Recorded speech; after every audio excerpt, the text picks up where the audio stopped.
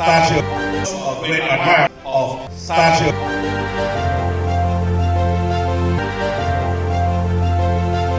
Is West Africa platforms.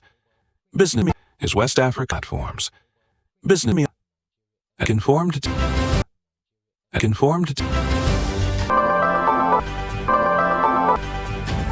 Good morning and welcome today, but first, demands 30 days demolish. Good morning and welcome today, but first, demands 30 days demolish. Biden demands 30 days demolish. Biden's battle is brewing between the central bank and 20 contractual right Nigeria Abuja. The court document called restructuring data policies. Contractual right Nigeria Abuja. The court document called restructuring data policies and proceeding on months where nation lets our six apex reporter African coalition of deal decline in the $4.6 or more in 2020 mid combination of the slow start of the year for it's mostly 2020. Local news, the disputes to the right of prohibiting Biden this ban of Mexico prohibiting Biden this ban of Mexico the action of Mexico.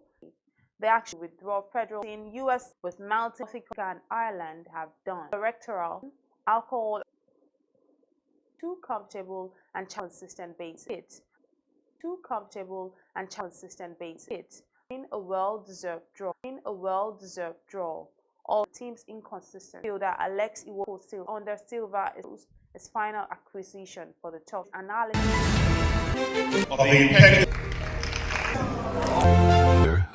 to provide exclusive dedicated content for mission. To provide exclusive dedicated content for mission is clear Africa.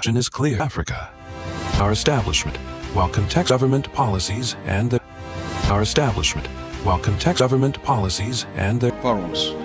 forums to ideas and serve as a compass for Islamic issues and species with business landscape.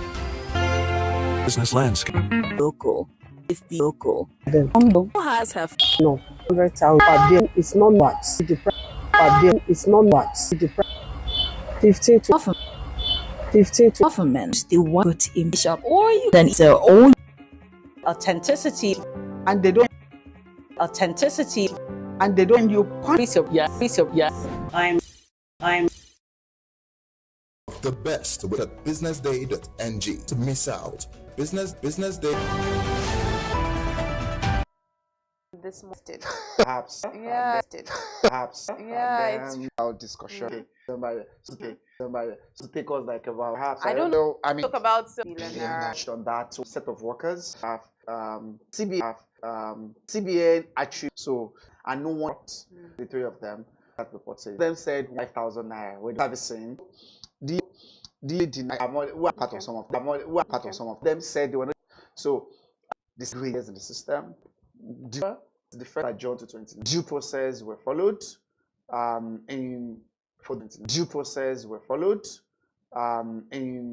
For those that voluntarily retired, and those that were actually caught to be there, and those keep an eye and just demolition. It came to the show on the show with the lady. It came to the show on the show with the lady. He had the interview with the lady where this entire report is coming from, and he said so many things that were eye-opening. He talked about, when we're talking. So who is it? I'm talking about the CEO. The CEO, Paul. Yes, Paul Owanibe. Okay.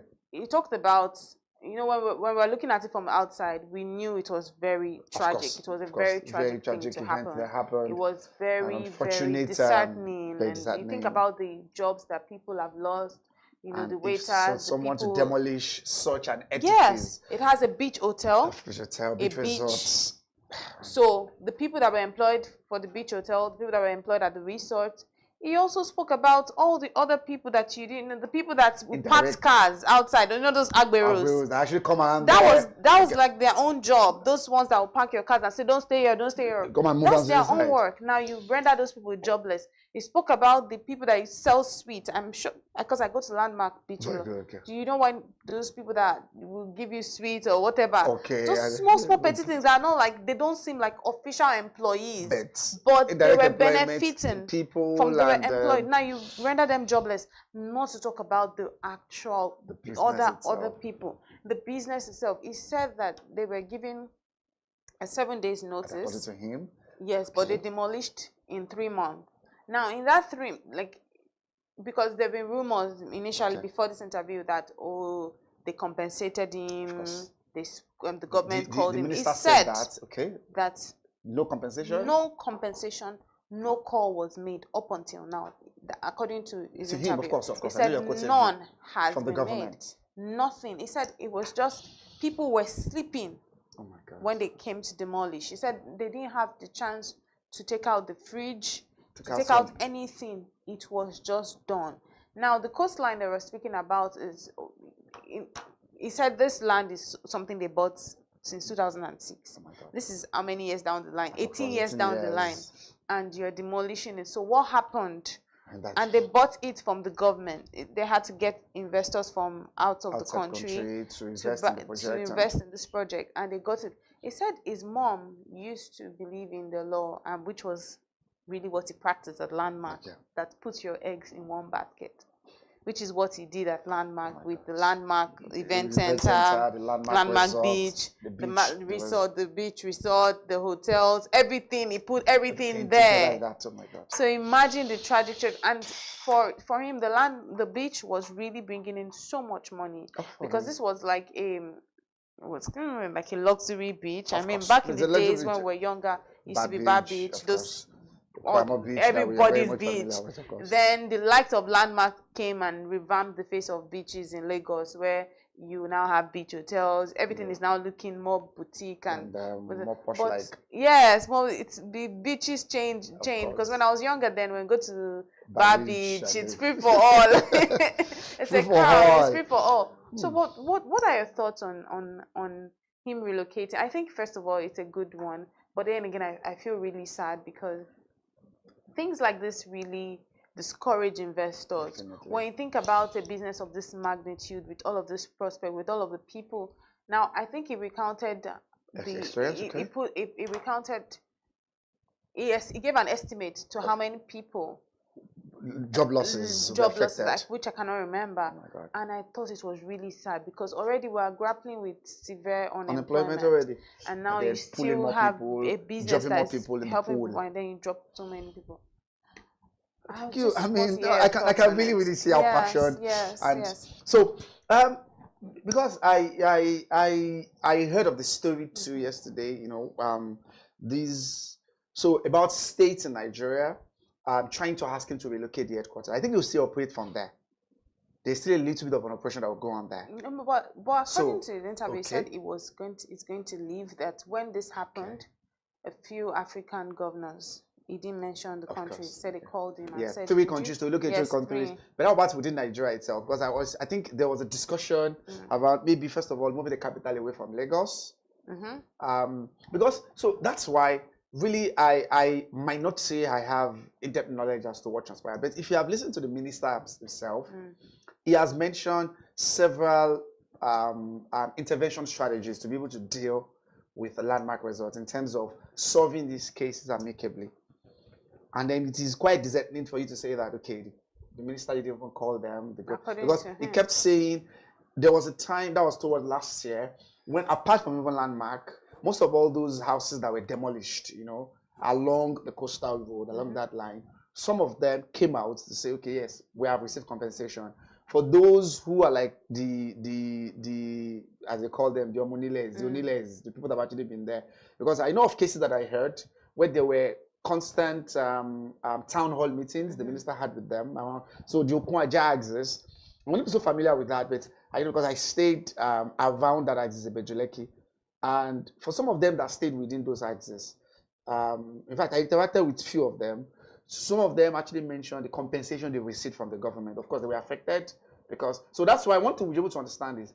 Yes, Landmark was actually not the only building that was affected there. So it won't be as if it is targeted, that the government just deliberately wanted to be able to target this individual. So, but how is it done? Which that's the question.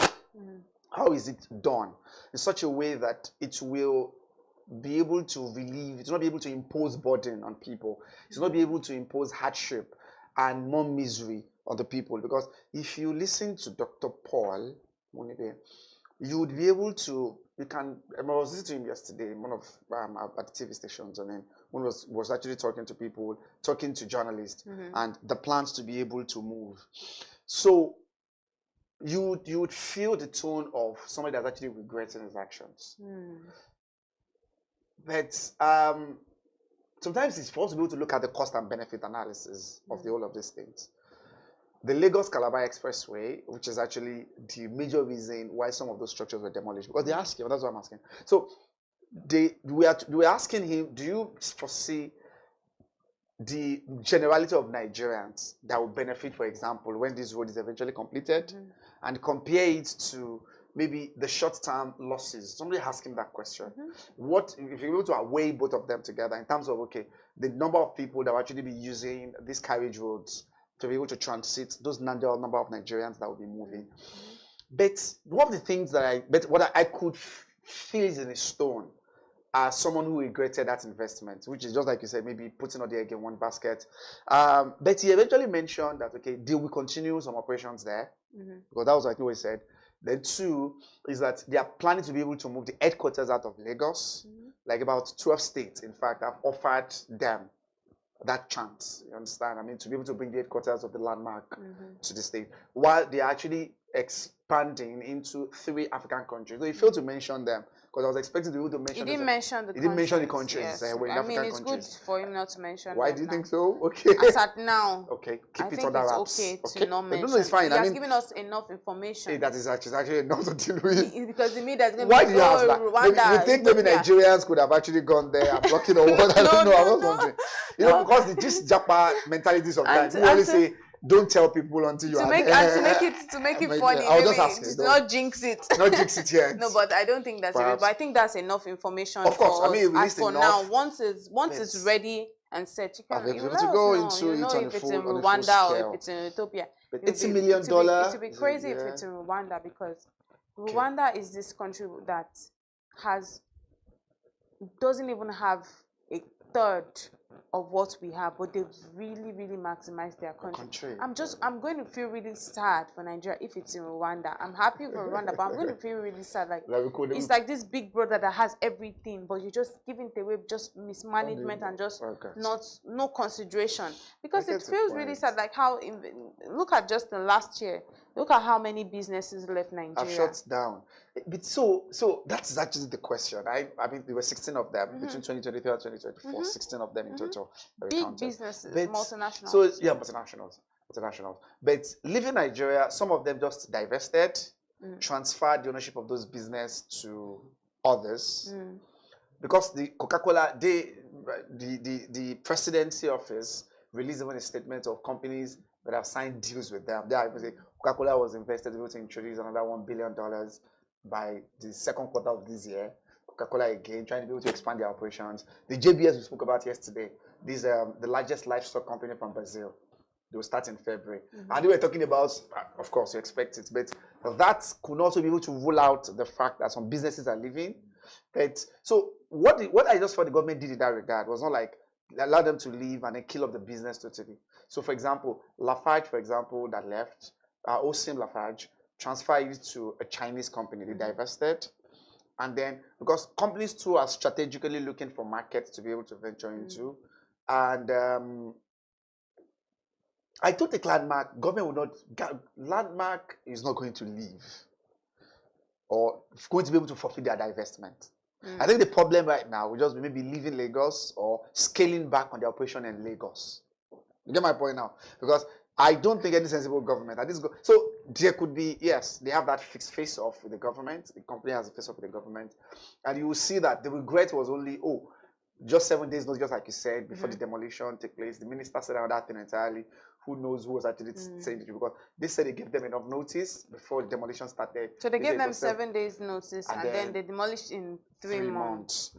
So just 7 days, and they said 7 days was not enough. And the government said, no, we're back and forth over that. We try to be able to get valuations of buildings and then tell. So I'm just saying those back and forth are there, and then there are always two sides to this kind of story. But the question is, I don't think, because the minister, if you listen to him, and I'm glad if you at least just be able to interview him, and you will see that he kept mentioning that Landmark is very central to tourism operation in Lagos and in Nigeria, and beyond the media trials, beyond the media discussions, beyond those things, they will never allow that business to go under because they know how pivotal, how central it is to tourism operation. And this, so the minister has mentioned that, he consistently mentioned that. This demolition of Landmark, you know, to play devil's advocate, there have been conversations about how this is like some sort of power play from the government and some people that are involved in authority that have like some key interest in some other places, but needed to weaken this existing one so that this is, you know, they've talked about like the Eco-Atlantic, you know, who felt like being that the people behind the Eco-Atlantic being some of the you know, they talked about power play. There's been conversations about tribalism, which I don't want to go into. There have been conversations that, if this person, if Paul Wanibe, if it was a Yoruba man, if it was this happened, it happened in this dimension. That's what I'm saying. So I'm telling you now, if you look at ancestral owners of lands in those axes, maybe none of them, they don't have a structural property that what Paul has. But you will see that a lot of other buildings are affected. And we were talking about individuals who are just maybe staying in their own buildings where they'll be able to put their family members. And then you see them severally embarking on solidarity visits, embarking on protest, even to the Lausa, to the state government. You see, please, to Lausa, go to the State House of Assembly, to see that, please, try to be able to prevail on the minister. And then that's what the minister said he organized. So I feel like that could also be, there's all these cards people will play, you know, political cards, religious cards, tribal cards, and but that's, so the question is just, maybe at the end, in the final analysis, if you balance it out eventually, the cost and benefit of this, Landmark will not leave Lagos. I can tell you that. No, how are you saying that? Landmark, what? The event center? Yes. Of course, the event center is not leaving Lagos. So I'm talking about the Landmark, the full business. Is the headquarter now. That was maybe the challenge over. But if you still see there's still operations that were going on. Now, he said $80 million was actually the loss that he suffered last year. $80 million. How it came about, of course, is the CEO. He's expected to be able to have those numbers at the back of his hand. But the Lagos state government, in collaboration with the federal government, is trying to ensure, because I kept listening to the minister over there, saying that this matter will be settled, and they are often in constant conversation to ensure that, okay, this is needed in terms of those portion of the structures that were actually demolished. Because so when we heard the word demolition, so it would be as if the whole Landmark was just pulled down, remember? So it would just be, and they said, that's what they, so the back and forth has been there, whether that has been properly done, that the portion that was actually allocated in terms of saying, this is actually where your setback should be, a lot of them, and a lot of people there did not be able to comply to that. So what I'm saying there is, it is saddening that that kind of thing could be able to happen. But I'm saying there that's what I'm saying, maybe tribal card will not work, because there are a lot of ancestral owners, that are there. We call the place Okwaja, that's lost. I'm talking about family homes, buildings, and things that actually be able to belong to them. Yes. And you know, just watching that interview, I thought that Mr. Paul, I wish he was watching, but I think he's a really brilliant man. You know, just the way he was able to pass his message across, it was completely put together, and put himself together. Yeah, it was completely put together, and I thought that these are the kind of leaders that we want to keep seeing in Nigeria. You know, you see people in positions of authority, the billionaires, like the people that are influential people in Nigeria, oftentimes, and I'm like, how are these the people that are even up there? Do you understand? Like, the no strength of character, like in terms of, they can't even put their words together. They just speak rashly, like they just speak. But listening to him, I was learning a lot. And then somebody said, "Oh wow, this is a man who is masking so much pain, and they're masking it out, and they're behind what he was going through. But whatever the case is, I really wish Landmark the best. I believe that the Landmark group, Landmark Africa, and what they're doing is something really impactful. I think the reason why I'm very passionate about this conversation is I'm big on tourism. So of course, I know when you talk about tourism and then things like that happening, I don't think it's something that is dead to very my dead to your heart. I hope that. I hope this will actually be resolved amicably and favorably. And I hope it can. Do you think it could ever recoup that money? Maybe $80 million. Okay, maybe not. Maybe not. Oh, that's maybe sad. Maybe not. That's sad.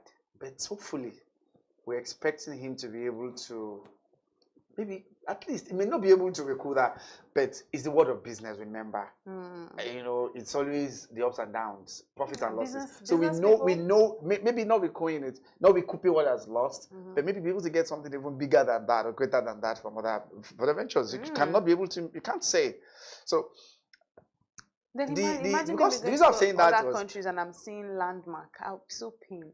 No. So what I'm saying here is, so we'll still be able to go on with that, because we're saying out of the 12 states, 12 state governors that have approached them, because I remember I mentioned 3 states and 3 African countries they were expanding to. Yes. Just like we said, you did mention that, and that is actually his prerogative. I just believe this will actually be settled amicably. I am really, really looking down towards that, because the government will not just be able to open their eyes. I mean, close their eyes and allow this to just go under all those. I think you have lots of hope in the government. So, but I like that. I like that. Speaking about the government, Tinubu is urged to reduce corporate tax to 19% and value-added tax to 7.5%. Is this a good move? So businesses. So I think it's a fallout. So NACIMA, the National Association of Chamber of Commerce, Industry and Agriculture, were the one reacting to the provisions of the tax bill. So remember, the tax bills made an incremental provision for VAT, how it should increase between now and 2030. So the president of NACIMA and the corporate tax to be able to increase to 25%. I think so.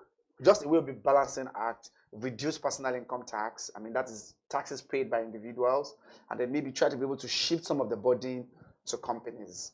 So, but NACIMA, the spokesperson, the umbrella body for all companies in Nigeria, were meeting with the National Executive Economic Council, and they made their provisions that maybe 25% for a start may be on the very high side. At the base they are coming from, of course, it's about 15% now.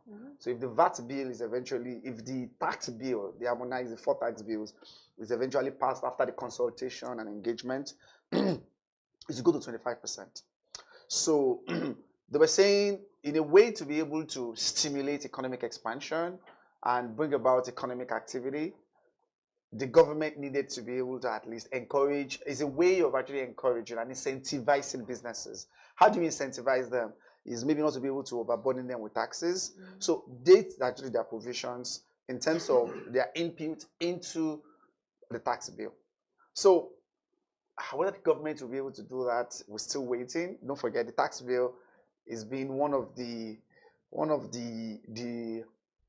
central issue, the most talked about issue since October last year, when the president laid it at the House, the joint House, and to the point where the bill was suspended, given a time for consultation. Because even over last week Monday, I think BusinessDay together with Nairametrics and some other bodies, organizations, we're like a Twitter space where the chairman of that presidential task force on fiscal reforms and tax policy and fiscal reforms, Mr. Taiwo Yedele was there, and he was able to answer a lot of questions, especially around, the time it took them, because this is just a body that was set up in August last year. Okay, August. 2023, 2024. Okay. And then, sorry, August 2023, that was when it was set up. Okay, that's the year before.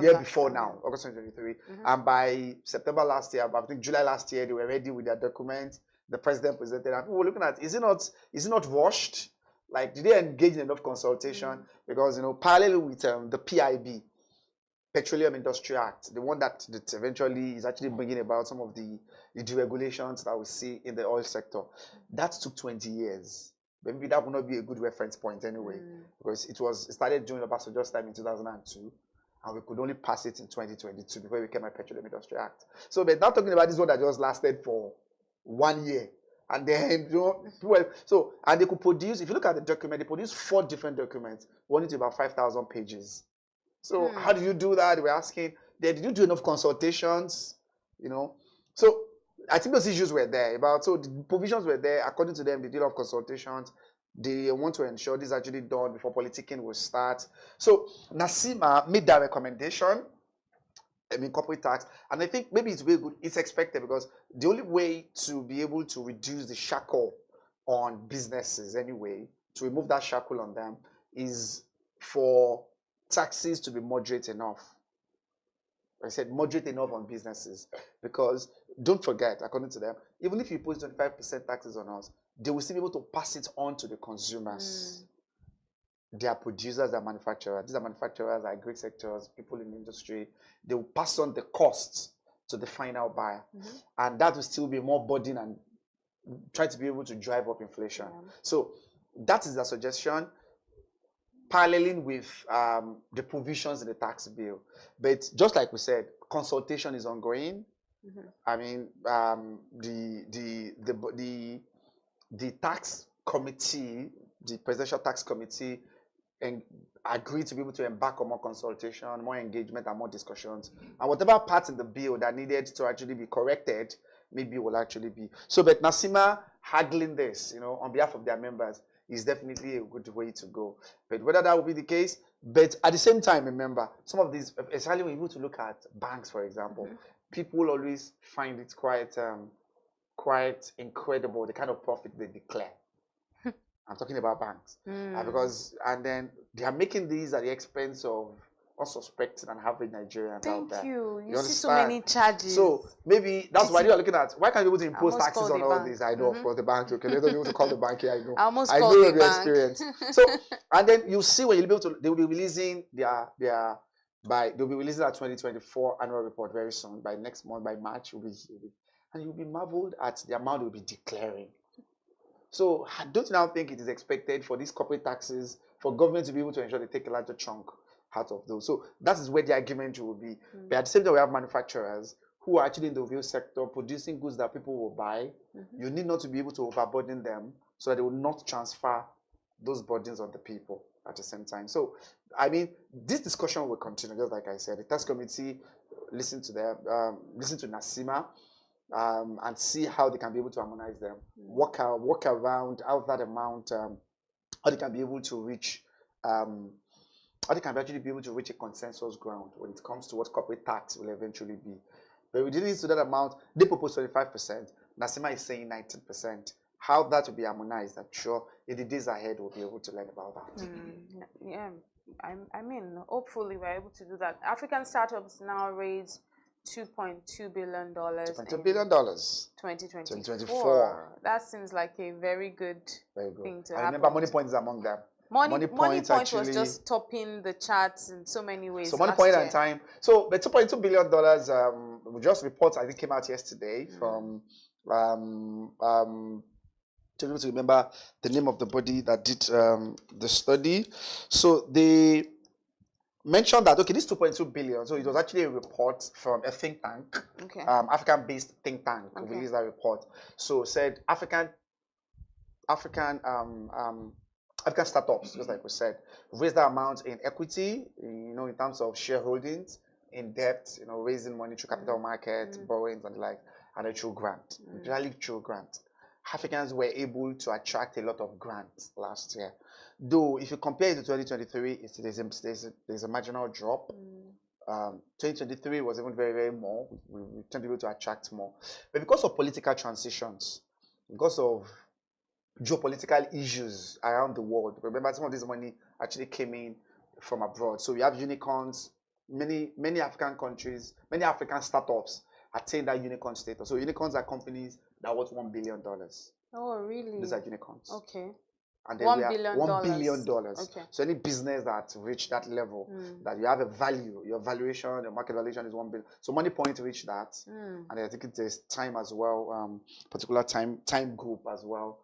Down is in South Africa, and then we have several other ones too. But at the same time, there are many of them that died. Just like we're talking about the success stories, we also be able to have numbers. So that 181 of those startups were able to attract this $2.2 billion. So, just like I said, Money Point and time. So it shows the kind of ingenuity, the creativity that is domesticated here in Africa. And that's why, every now and then you see them, you hear the word, oh, this is actually the next continent. This is the next frontier continent. This is the next really proud emerging of market. Money Point and the No, I mean, they really be able to achieve that. Yeah. And we should be able to give it to them. Yes, we should really be able to give it to them. Proud of and them. So we have their target, there are possibilities of others, reaching that particular height to this year. The report projected maybe this OPay group, the Chinese group, likely to be able to get into that. And then some other selected ones as well from South Africa, from Morocco, that will. So they're expecting more to be able to attain unicorn status, in 2025. So, but there are a lot of attractions, there are a lot of innovations. When you go to all these innovation hubs, you can actually be able to see a lot of things that guys are doing. So it's really amazing things that Nigerian young business startups are doing, like the business owners. It's truly commendable, when I think about the owner of Money Point, and I think about the pay stacks, when I think about so you have online sellers, exactly. They are doing great job. Very good job. Hopefully my business could be able to join the unicorn status. Hopefully. Thank you so much for joining us and for sharing your insights. It's always a delight speaking to you on the top story analysis and all the other segments where you join us. So thank you so much. Thank you for watching. We'll be back shortly for the newspaper review. Do stay with us.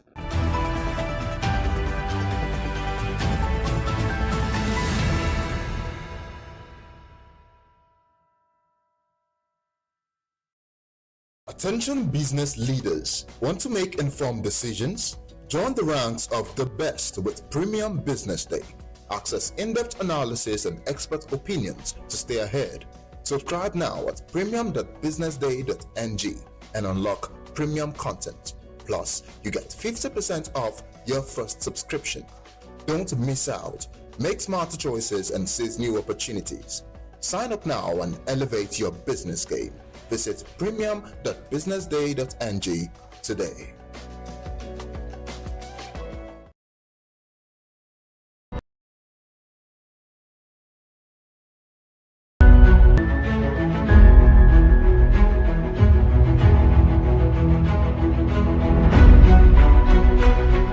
On behalf of our author and Business Day, I unveil this book, I recommend the book to everybody in Nigeria and Israel.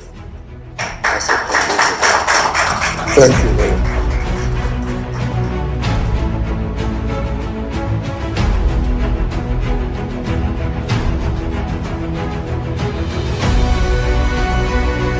I want to congratulate you, Femi, for putting this together. I'd like to thank Frank Agbogu, Business Day, for giving him the platform to do this. I was part of this because our facility was asked to answer questionnaires and fill forms.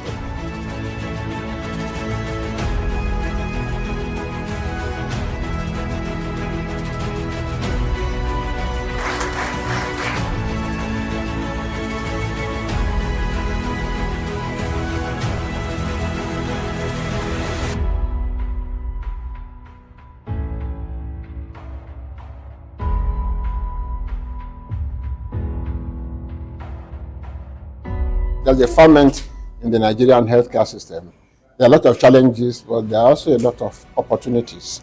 And then the fact that the private sector is beginning now to take its rightful place. It's not now being seen as a competitor of government, but is beginning to occupy to create a larger footprint within healthcare itself, in terms of funding, in terms of direct service provision, in terms of even creating the aspirations, and in terms of supplying the personnel.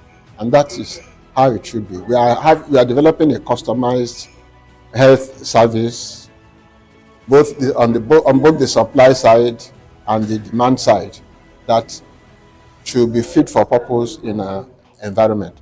The supply side is moving fast, but without looking at the demand side and facilitating it, that is the access of the people who need to use the services, there's only so far they can go, or they'll be making investments that cannot be returned in the foreseeable future, and that is not right. People talk nowadays about patient capital.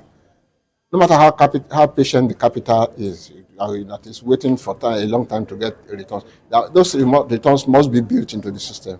That means somebody must be paying equitable amounts of money for the service that is being rendered. It doesn't have to be the person who uses the service. In fact, our aspiration is that it should be the people who are paying out of pocket should be reduced to like a 0% within the context of Nigeria, and yet everybody who needs that service should be able to get it.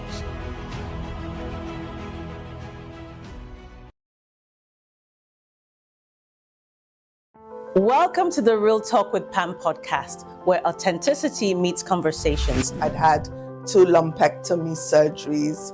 I'd had 9 months of chemotherapy, 12 months of Herceptin. I had 4 rounds of radiotherapy. Wow. And to God be the glory, we're now, 2014? So I've been all clear for 13 years. There are certain times that I have disciplined my children, and they don't know this, but if they see this podcast, they'll know, and gone back into my room and wept. Because when you punish them or when you withhold certain privileges, you are actually loving them.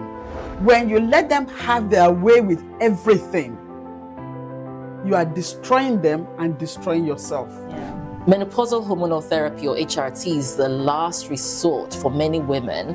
But lifestyle, no, don't smoke. Alcohol is terrible. Alcohol. It's terrible? Alcohol and smoking would increase your chances of breast cancer way more than HRT would. Right. Oh, wow. There are so many things out there. How many are you going to take? Yeah. What about yam? Yeah. So many things you can take. But the problem is, you hear, that one is good, you buy it. This one is good. And then they end up having all these different things.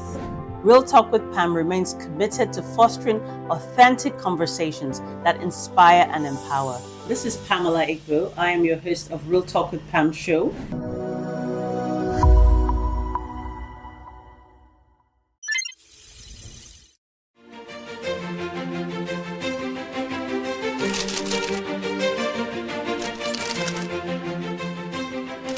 I am, of course, a great admirer of the impeccable credibility, professionalism, and business savviness of BusinessDay.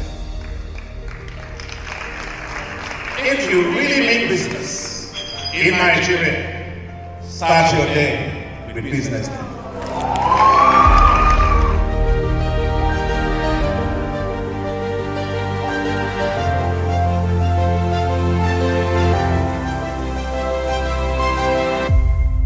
BusinessDay is West Africa's leading provider of business intelligence and information, delivering premium content across diversified media platforms, including online, mobile, and print.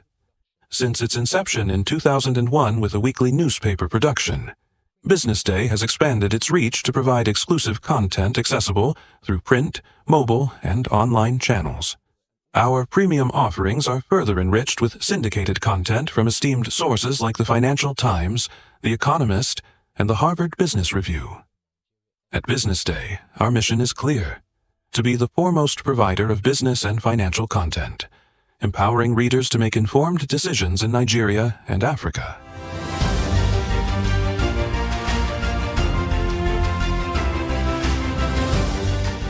Since our establishment, we have been committed to delivering insightful, relevant, and accurate information about Nigeria's business and finance environment, while contextualizing the impact of global events. We monitor the stock market, analyze the companies driving it, and report on government policies and their economic implications. For being consistent in organizing these CEO forums for almost the last 14 years, I think this was a commendation, and I think something that will encourage them to continue. From decoding market trends to dissecting economic shifts, we offer actionable investment ideas and serve as a compass for decision makers navigating complexity. Beyond headlines, Business Day fosters discussions on critical economic issues through impactful conferences and events. These platforms bring industry leaders together to share narratives that drive innovation and spark meaningful dialogues. Our events galvanize connections, bridging the gap between inspiration and achievement. For businesses seeking visibility, our strong digital presence offers unparalleled opportunities, with millions of followers across social media and a dynamic website attracting visitors from within and outside Nigeria. Business Day is the ideal platform to boost visibility for your products and services.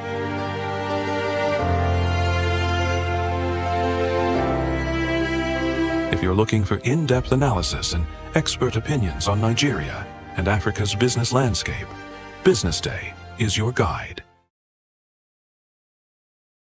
Welcome to the Real Talk with Pam podcast, where authenticity meets conversations. I'd had 2 lumpectomy surgeries. I'd had 9 months of chemotherapy, 12 months of Herceptin. I had 4 rounds of radiotherapy. Wow. And to God be the glory, we're now, 2014? So I've been all clear for 13 years. There are certain times that I have disciplined my children, and they don't know this, but if they see this podcast, they'll know, and gone back into my room and wept. Because when you punish them or when you withhold certain privileges, you are actually loving them. When you let them have their way with everything, you are destroying them and destroying yourself. Yeah. Menopausal hormonal therapy, or HRT, is the last resort for many women. But lifestyle, no, don't smoke. Alcohol is terrible. You know, alcohol. It's terrible?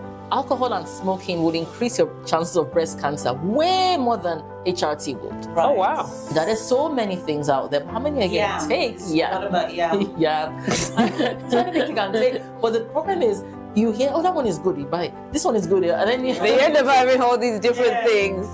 Real Talk with Pam remains committed to fostering authentic conversations that inspire and empower. This is Pamela Igbo. I am your host of Real Talk with Pam show.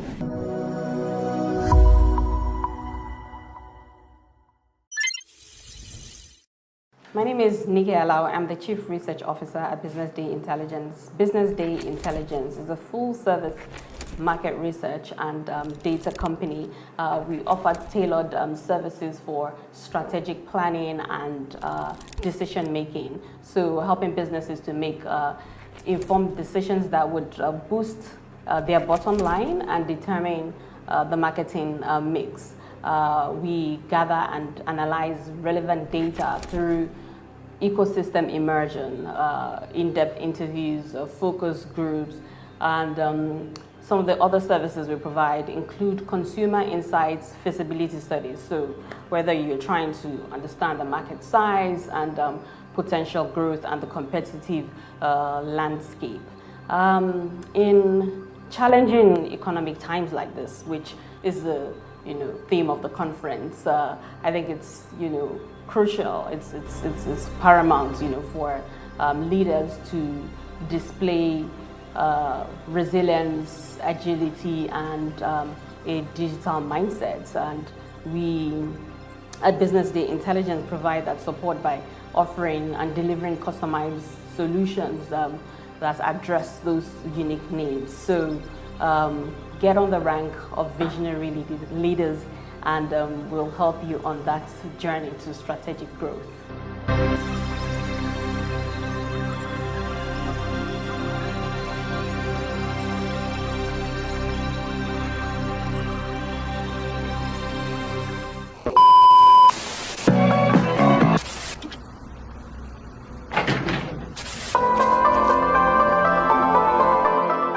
This is the Business Day television broadcast.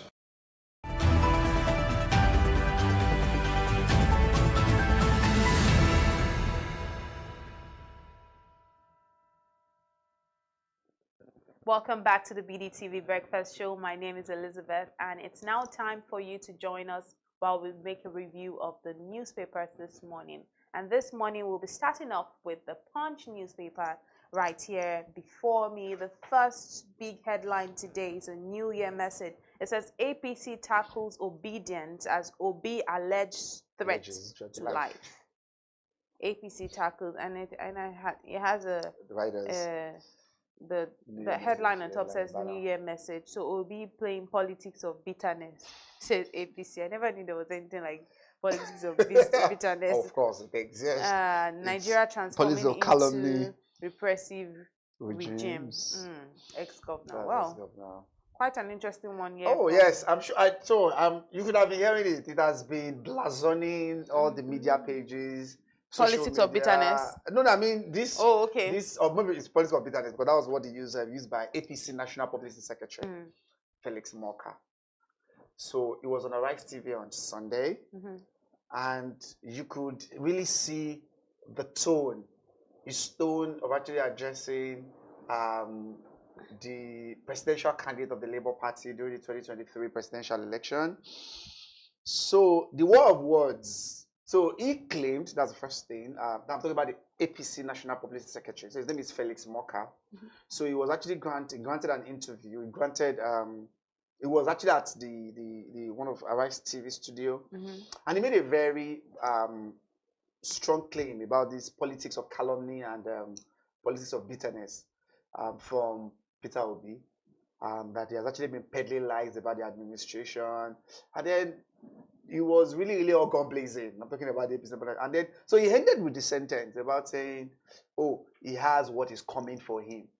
He should be able to expect that, all that is coming for him. Even though he did the statement eventually, I say, read my lips. It's not a threat. I'm not making a threat. So Peter Obi came out yesterday to allege that threat to life with that statement that, oh, he has it coming. Whatever is happening to him now, he has it coming. So during the New Year message, Obi has come out, to be able to lament the social, political, security, and economic challenges that's bedeviling the nation. And it was a rebuttal. It was the response to that made Felix Moka, the NPS, National Police Secretary of APC, to come out hard and really heavy.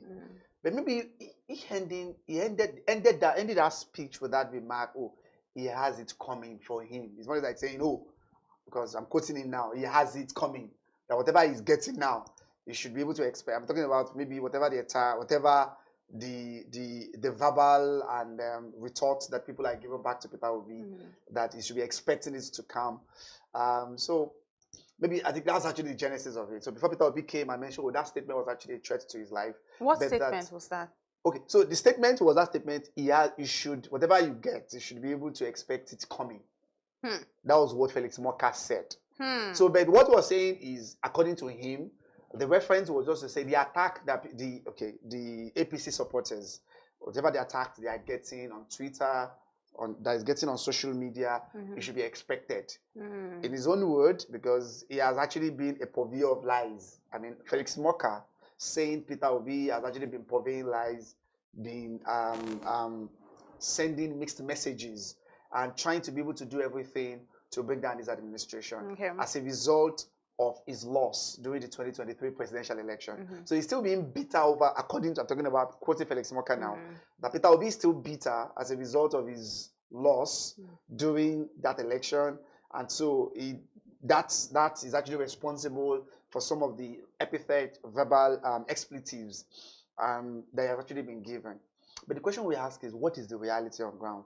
But just like I said, so he made a New Year message, and that's what the title is. So that's Peter Obi made a New Year message about the prevailing economic, social, political, and security situation in the country.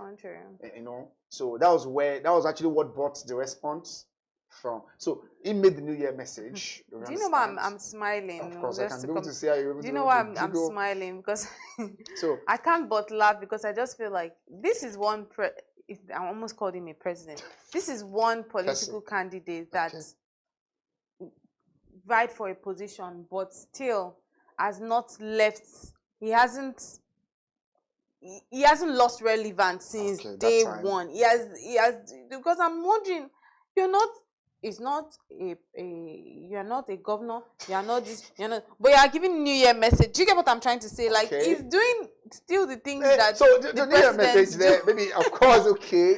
So you know, Tinubu, so maybe the New Year message there before then, I think he did the Christmas message as well, where there was like a press conference. The New Year message was just like a long release statement from his office. So normally politicians are expected to be that. You need to be able to maintain that relevance. Remember, politicians, you need to maintain relevance, so that otherwise it's they said in politics 24 hours is a long period. Oh wow. Really? Anything can happen between yesterday and this morning. A lot of things can happen. If you can lose that your relevance, we are not careful. Wow. 24 hours. People will just be able to bait themselves bye-bye now. That bye-bye tomorrow, we are going to vote for Liz. I will come tomorrow morning and you'll be marveled what they will be singing this discordant tune again. So there is that popular remark in politics that 24 hours is a long day. That day alone, even over the night, midnight is a long period. So because Atiku also release a New Year speech, New Year message. You always have to be able to do that, as I said, to keep relevance, to keep yourself in the limelight, so that people tend to be able to understand that this person is still very much involved and things like that. But the statement he made, so quoting the APC spokesperson, look at what he said. He said, Mr. Peter Obi is shooting from the hip. Look at what he said. He's not looking or taking an aim. He just shoots widely. Like the Wild Wild, I don't know if you watched that movie, Wild Wild West of those days. But just when you see some of these all those Western movies, people just be able to shoot without aiming aimlessly. So we're just saying, I mean, that was the word. So he's absolutely irrational in his thinking, I'm sure, for a man who was a governor for 8 years, and that's the question, and left nothing to remember in Anambra by the way of legacy. It continues. Now that he didn't win, I'm just talking about, he didn't win, I'm talking about the presidential election, he's sulking. I understand. Rather than get a perspective or figure out why he lost the election, rather than get a perspective or figure out why he lost, so he can do better in the future, he thinks he can bring down the government by simply being maliciously deceptive. That is wrong. I'm not somebody to go in the offensive in that manner, but Mr. Obi has crossed the line. And that's what I'm going, has crossed the line. So many times, and I think at this point, that's not the word, he has coming to him whatever he gets, which is actually what generated a lot of all this controversy. He has coming to him whatever he gets. So that was quoting Felix Moka, the APC political secretary, as a result of that remark, that whatever he's getting now should be expected. Yeah, a lot of people have done some fact checking. We made some claims, because now, in fact, one of the bold claims was that we have created a 2.2 trillion naira economy, insecurity economy in Nigeria. You know, and APC will never be happy about some of those claims. People that have, a number of people that have gone into poverty. That's why I ask the question: what is the reality? Does the reality says the opposite? Is it actually showing apparently what is opposite to what he said? Maybe not fully. Do you know what I'm talking about now? Maybe not. But the role of oppositions is to actually be constructive. Very constructive. And I think that message, I didn't personally, I look at them, I saw element of constructive criticism. Yeah, it could actually be able to make some bogus figures, some statistical figures that they came out with and said, no, this is not correct. Oh, this is actually not it. But the tone of Felix Moka, when he was actually granting that interview, you would see an element of bitterness. And you remember what ever had a political, that's what I was saying, was actually a political bitterness or something, or political calumny, politics of bitterness that was actually be able to perpetuate. So that was actually the case. So Peter Obi eventually came out to respond to that. So the former spokesman, so through an exclusive interview that they have, so Eunice Atanko, who is the spokesperson of Peter Obi movement, said, oh, that is a threat, you know, that's word. If they make the move to arrest Obi, it will be boomerang on the government. In a democratic setting, Obi did not in any way impugn on anybody's integrity, neither did he cross any line. So we are not making any false allegations. But if they threaten anybody with some level of impunity, believe me, the Nigerian people will react negatively on them. So purely spoke to the issues. And so that back and forth has been there. But all these, remember, are just issues that would definitely be able to happen before the 2027 election. It's expected. Article 2, go and listen to what he has said. He has actually been able to even release. I haven't seen more public releases from Atiku than even Peter Obi. A lot of public releases talking about maybe not really impugning the government, but putting this government on their toes. Oh, so you're saying Atiku, because I just felt like I'm it always is. You would have seen severally. So APC reacted to does the he even rest? Who? Peter Obi? It doesn't seem like that man is everywhere. Is that part of the politics of relevance? That is the politics of relevance. What I'm saying is, so it is just part of it. You're saying this because I've seen so many candidates, whether presidential, governorship. They do, yes, once in a while I see their statement, I see their this thing, but I know that they rest with what I see. But this man is like, if something happens in Mushi now, you won't see him you will see him there. Am I lying? I don't know. No. You see him there. He's not. Yes, he's not. So how does he do it? It's like he works over time. You know how they say but the devil something. There's a saying that says that no, that's not the one I want to say. Okay, no peace they for. They said the devil works harder than some. Because it's like it's everywhere. If something happens in Okunwaja this morning, I will see him there. So I wonder, where was he? Did he sleep there? Because he'll probably get there before the president. Okay. So does he sleep? Maybe I don't know. I don't know. I might not be in the position to say that. But just like we said, it's the politics of relevance. Wow. Politics of limelight. But yourself is that politics of relevance you're talking about? That's only if you still are eyeing a position. Okay. So because if you are not eyeing anything again, you may not need to be able to have that. Do you need to do all of this? So the relevance in politics is a two-way thing. Might not could be, yes, for eyeing a particular public position, and also to be able to stay relevant in the thick of things. When it comes to actually be able to make decisions, when it comes to actually be able to call the shot, they see you there. Because one of the allegations, let's talk about this. Why people felt Atiku, one of the attacks APC has consistently gave to Atiku was the fact that he is always a constant runner. He will come around during elections. After he lost the election, he will run back and go and sleep. Yes, it's almost to Dubai, just for his selfish interest. So, and that's why it to change that narrative now. It's very much around now, because that's what I'm saying. You see a lot of them very much around to ensure things, release statements, be in strategic places at every time in time. Ensure you are in the heights of the media. Let people be at the pages of paper. Let people see you every now and then, and that will be able to imprint you in the minds of the people. What is like saying an imprint? Just like look what you're telling me off camera at the time about your grandma, for example. Look at how that thing is implanted in your memory about what she does there, because you keep seeing it every now and then. It's something that you see maybe once in a while, which you might not remember, but every day you wake up, you are seeing something over and over and over. So politicians always want to be in that light.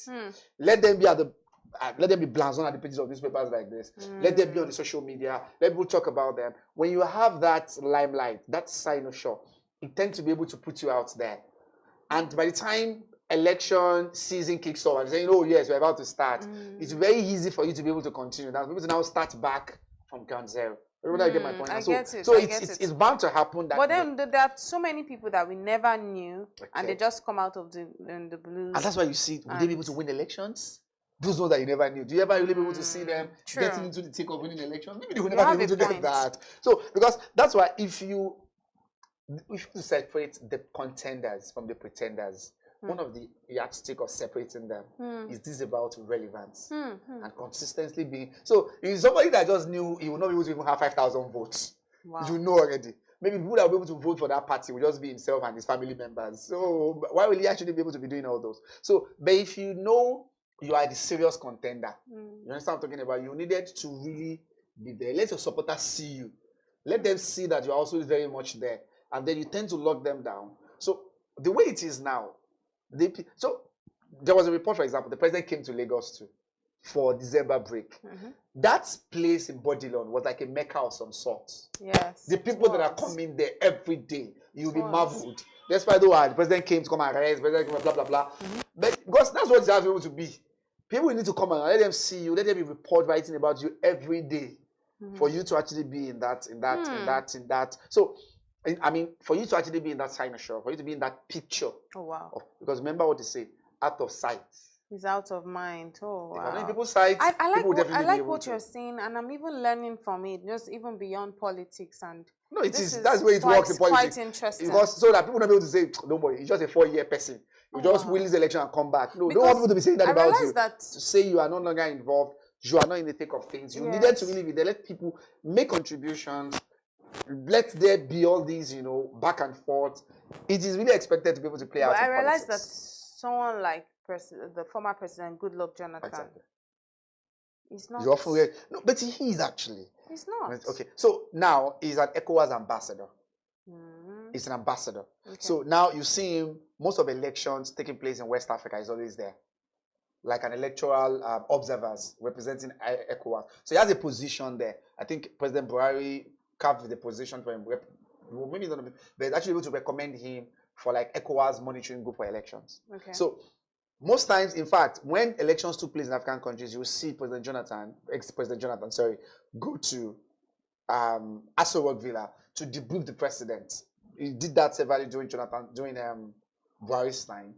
And even now, elections that have taken place, I think during Ghana election, was not the Ghana election, one of the Mozambique, the elections that was, I think it was also there. And he debriefed the president about the outcomes and some of the things that actually happened. So, but even now, you still see, during that period of the New Year period, you hear President Obasanjo even made some remarks about NNPC. President Obasanjo, I see. Ex-President Obasanjo. I see ex-President Olusegun Obasanjo. I see that every now and then. You tend to see his remarks exactly, and he's making. And they are always very valuable. I see, not saying that any other person is not valuable. Of course, okay. Every time, it seems to be like this voice of wisdom. Okay. When he speaks, every time he speaks, you see him at every point. It's like I'm even waiting. What would Baba say next? President Obasanjo what would he say next? Like when certain things happen, I'm saying, well, but in the case of our Peter Obi, I just tend to see him every time. Okay. Like to me, so it's not part of the relevance. Like that is there. It's more like in your face. Almost too pedestrian. Not too pedestrian. It is the demand of politics. Okay. So maybe I want you to use the word maybe too pedestrian like that. Because I said one of the allegations, remember as well, that people have consistently leveled against the PDP candidate was the fact that he is just an intermediate runner. He just be able to come and run for election and then go back to Dubai, come back after 4 years, lost the election and go back. And that's why if you see himself now, his 80th birthday that he celebrated, invited Peter Obi there as the keynote speaker. I'm talking about Atiku in November last year. And then all of them are consistently releasing statements, making contributions. You see them on Twitter because it is expected. So that is the dynamics of politics. No problem. I need to be able to now I've noted that politics of relevance. Got Very important. Awesome. Now this one is on page 12. It's on the bottom right corner of the paper. The Punch newspaper today. It says EFCC sacks 27 corrupt officers and probes $400,000 fraud. Probes $400,000 fraud complaint. And to me, I think the EFCC have really is a body that has really worked in the past year. Maybe some people would dispute with you about some that. People, anyway, exactly. That's another kettle of fish entirely. It's my own opinion. I think that in the past year, if there's one body that's seen really working every now and then on the papers, it's the EFCC. It's the EFCC. I mean, look at they even banned money spraying at parties, and people are trying to comply. People really comply to that? Maybe that's people have complied. People have because I watch us on dirty. People talk about dirty. Obviously, there are still people that. So I know some people just want to bring bundles of cash and just give you. Thank you. That's what I was saying to Mr. Ikechukwu the other day. Just give you, just take your money. It takes away the fun. It takes away the fun. I think we have dirty about to talk about when we get there. The fun was the spread of spraying or using guns to be able to shoot people with money. Nigeria, no one bears. It's a very interesting place. So I mean, this was actually last year, because we're more or less like talking about the hunter being the hunted, because in that way, or maybe the law enforcer now becoming the lawbreaker. Some of their members, not actually the Olukayode. So 27 of their staff last year were dismissed for fraud-related care. I think you read that. And in fact, it was totaling about $400,000 that some of them collected from one of the raid. So the probe, that's $400,000 for fraud complaints, and then those members were dismissed. Their names have not been released yet. We're expecting them to release it. So the spokesperson to EFCC, Dele Oyewale, mentioned this yet to be identified supposed staff of EFCC. So, but what are they trying to do, which I think is fine, is just to be able to show that he who comes to equity, remember, must come with clean hands. Ensure that charity begins at home. Mm-hmm. Have you cleaned your house first before you be able to remove the speck in other people's eyes? The log in yours, have you removed them? So I think it's commendable. But the fact that I didn't mention the names, we're expecting them to be able to do that. Dele Oyewale, who is the spokesperson of EFCC, mentioned that. So the EFCC Staff Disciplinary Committee recommended dismissal of those officers as a result of this $400,000 fraud complaints that they said they've collected. So, because that's what I'm saying when you said, okay, what if because a lot of people will be able to believe that no, EFCC is actually not what you think they are. A lot of them are collecting bribes. A lot of them are here and there, engaging in actions that they felt. I can't dispute it really if you ask me. I can only speak for my standpoint. Of course, but there will always be bad heads. Yeah. It's not going to be. You don't need to say, oh, because that they are EFCC, everything would actually just be bed of roses. So I don't think it's actually that is the case. Right. But really, the major idea behind that is maybe they should be able to give us the name of these officers. I think maybe the whole Nigeria that, perhaps. Somebody was actually telling me when I was coming this morning that maybe that is not needed. But I felt maybe that would be needed so that at least they cannot be going out there, parading themselves as staff of EFCC. True, people can actually be able to be doing that. Maybe if they be able to release the names of those, nice to know. They will at least be able to give us reveal their pictures or something. So and then in addition to that, so because when they released that, they mentioned about some people who are even impersonating the EFCC. You understand? That are not even. That's what I'm saying. Maybe they will release their names. So the Dele Oyewale mentioned about some individuals with some sinister motive. In fact, they said they called the chairman of MPA, Port Authority, to demanded $1 million from him. That he has some fraud cases, Mohammed Koko, that he has some fraud cases, and if they wanted him to be able to, so that he can be given a soft land, they should pay $1 million.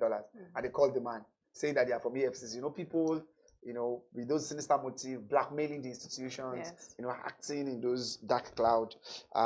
So all these criminal elements, they are not. These ones are not EFCC. Remember, the 400,000 are the 27 staff members are from EFCC. This other group are even some impersonators who try to be able to do that and try to bring the country to disrepute. But just like you said, I do hope it would be nice if they could.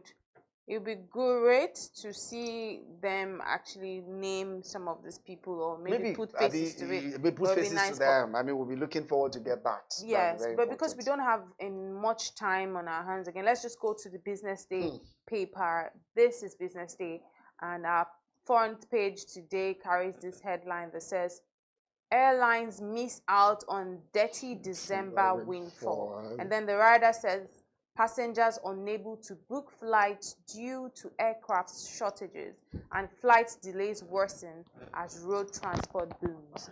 For me, that's great news for road transporters.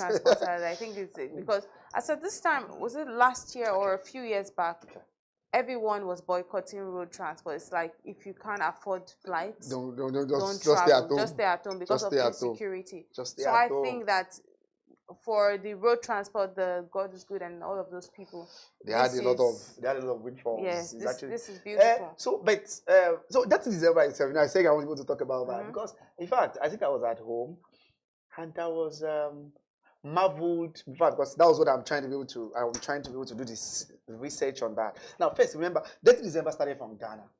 It was actually Ghana idea. No, this thing I'm talking about the name probably start a fight here. I know. I will just mention that. So I'm not saying of it starting from Ghana. Okay. Is a conversation that's been ongoing on social media, and there've been arguments that no, it's not. It started from Mr. Easy. Mr. Easy is a Nigerian, but he has close relations with Ghana. Okay. And it started a dirty rave or dirty something. And this is in Ghana. He did, and then he did this in Ghana, right? Okay. Then one other man that I don't know is a Ghanaian now used that same term. That term and then somehow they started, it became like this. But people are still, Nigerians are still holding on to that. So even because I agree with you. Yes. So because I that was not my intention anyway, to be able to maybe start a fight of Ghana. I know, so right? I don't, because what I'm saying there is, because at the time I was thinking about this 30th December, and I was thinking at this in my mind, is it like a gateway for people to drown their woes, the present woes, or is it trickle down economy? An economy that tends to be able to benefit because of gatherings, I didn't really be able to go to most of the shows anyway. So our publisher was saying something yesterday, one of the gatherings that we were, and said a friend of his, they were at the gathering over the weekend, and the guy came all the way from Switzerland, he worked in Switzerland. He came down to Lagos just to come and see Burna Boy for just 15 minutes, just to come and watch his show. The IGGBs, I just got Bad Boys and a lot of them. And then a lot of gatherings where I was yesterday, a lot of people were mentioning one thing or the other about people that come around. Is it the beauty pageant economy, the beauty economy around, the people that actually the dress, the food, the events that people attended within that particular period was actually a very, very big business. Very big business that happened. So that's why my was, it wasn't like, okay, people go in there, clubbing, partying, people come around and then do all those. Okay, so I attributed it to two things first before I come back to this. Okay, because of that money they spent. Okay, so the first I will look at maybe people that earn in dollars or in pounds, and with these exchange rate differentials, they're able to convert it to naira, and then so earn in dollars, spend in naira, earn in dollars, earn in pounds, spend in naira. Maybe that could be a reason why we have because the last one here, when we look at what was spent, we have not been able to put a figure to it yet. I think it drowned any other dirty December that have happened. Last year? Yes, I think it drowned. Last year, possible. 2 years ago. I think that the prospects are more as the years go by. And people are saying they are going to come back for more. Yeah, we were having this conversation yesterday. Or budget saying people that even he said the same thing. He said that I saw the post. On where he says that all of his friends from Washington. I said they are going to be able to come next year. The ones that didn't come, I felt like they missed out. The children were like, and we had this conversation yesterday when we were talking about the economic outlook, and I did it with the guest that we had, and editor Mr. Tayo Fagbole had mentioned that things at Lagos really has it on lockdown when it comes to Dirty December and the potential for it being a time for us to cash out in our economy, because when it comes to the raves that we have, look on my axis, do you know the traffic? Buzzing, of course. It was bustling with activity. Day, there was something for everyone. You can, except you're just what's the word I'll use? I'm trying to sit at home person. Sit at home is a good thing, if that's even the case, because if you're a sit at home person this period, you probably just go to do sip and paint or do something. Except you're just like a sadist, because there was something for everyone. There was an activity coming every now and then. So I was asking a question. I asked him that, do you think that we are leveraging on that potential, on the potential that we have for this to be a time for our tourism sector to boom? And he said he thinks that absolutely yes. I mean, I agree with that. And I looked and I thought about that and said it's true, because look at you mentioned someone that came on the road to watch a Burna concert. And was saying it's going to come next year. And from Ghana, everyone. So maybe dollar exchange rate could be a difference. Not just dollar. Like look at the celebrities that were in here that period. Tyler was here. You know Tyler, the superstar. Right? Tyler, from South Africa. She was in here. Together with Thames. There were a lot of them. Yes. And Ira Stars. They were together. Ira Star normally, she shuttles in between Nigeria and all, but she's a Nigerian-based artist. Of course. I'm talking about like the shows that they had there. The ones from diaspora, Brooke Bailey. At some point I saw Sawiti. Sawiti came to Nigeria Yes, too? I'm like, what's going on here? And a lot was happening this season. But let's just quickly talk about that's why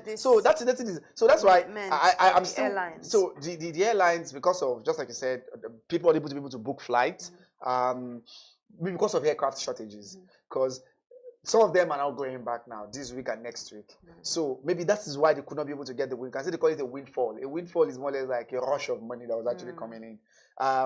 So because I know of a friend that's supposed to be travel today, and was asked that you have to be able to shift his postpone his movement to next week Monday, because of, you know, flights have actually been booked and other things. So I think this would actually be a good ground next year for us to be able to plan around, just like you said, plan around the tourism, the road transport. Okay, airline companies we need to have more domestic airlines. More domestic. No, yeah, because the focus of this story is domestic airlines missing out on opportunities. It's not just it's not the international flights. It's the domestic airlines that could not be able to latch on. There was shortage, and that's why road transport boomed around that period. Because very there was expensive. shortage. Do you remember that too? Of domestic. Yes, but this story says that.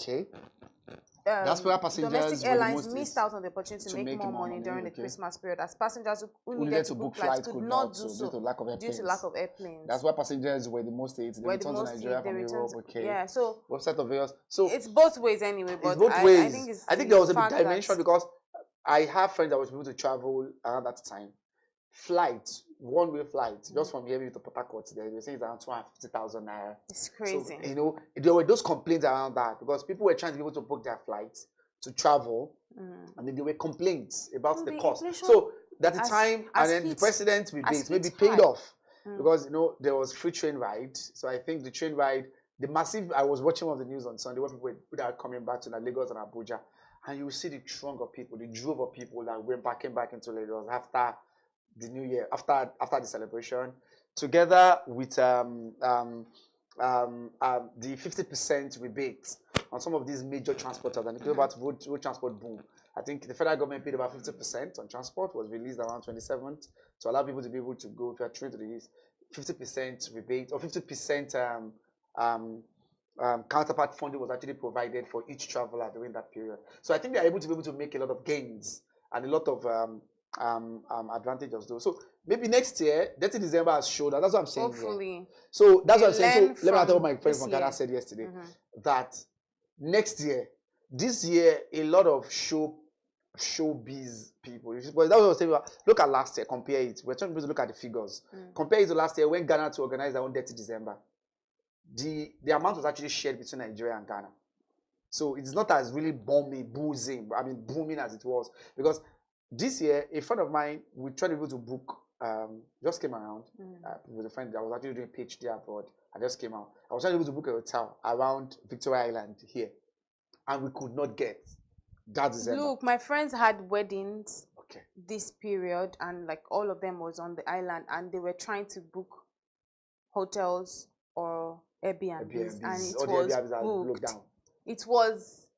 It was like trying to find a stick and needle in a haystack. Yes, it was terrible. That's something. So, Michelle, that's open up. We're not saying maybe Ghana next year because of election this year. That's why you didn't put attention.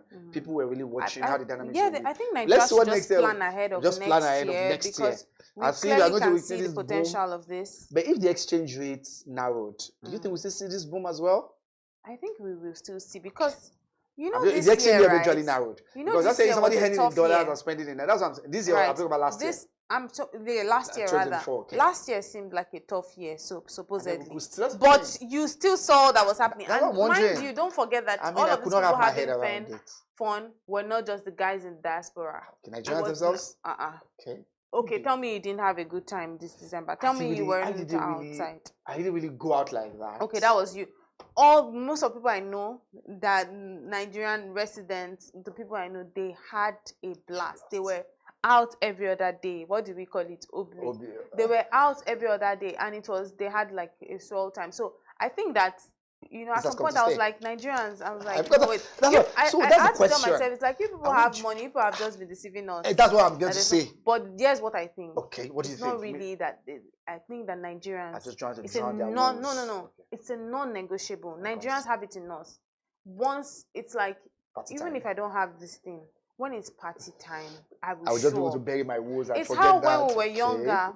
I was having this conversation as well with Mr. Steve the other day. It's how when we were younger. Remember our Owambe parties? Of course, always. The aunties and uncles that you know don't have money.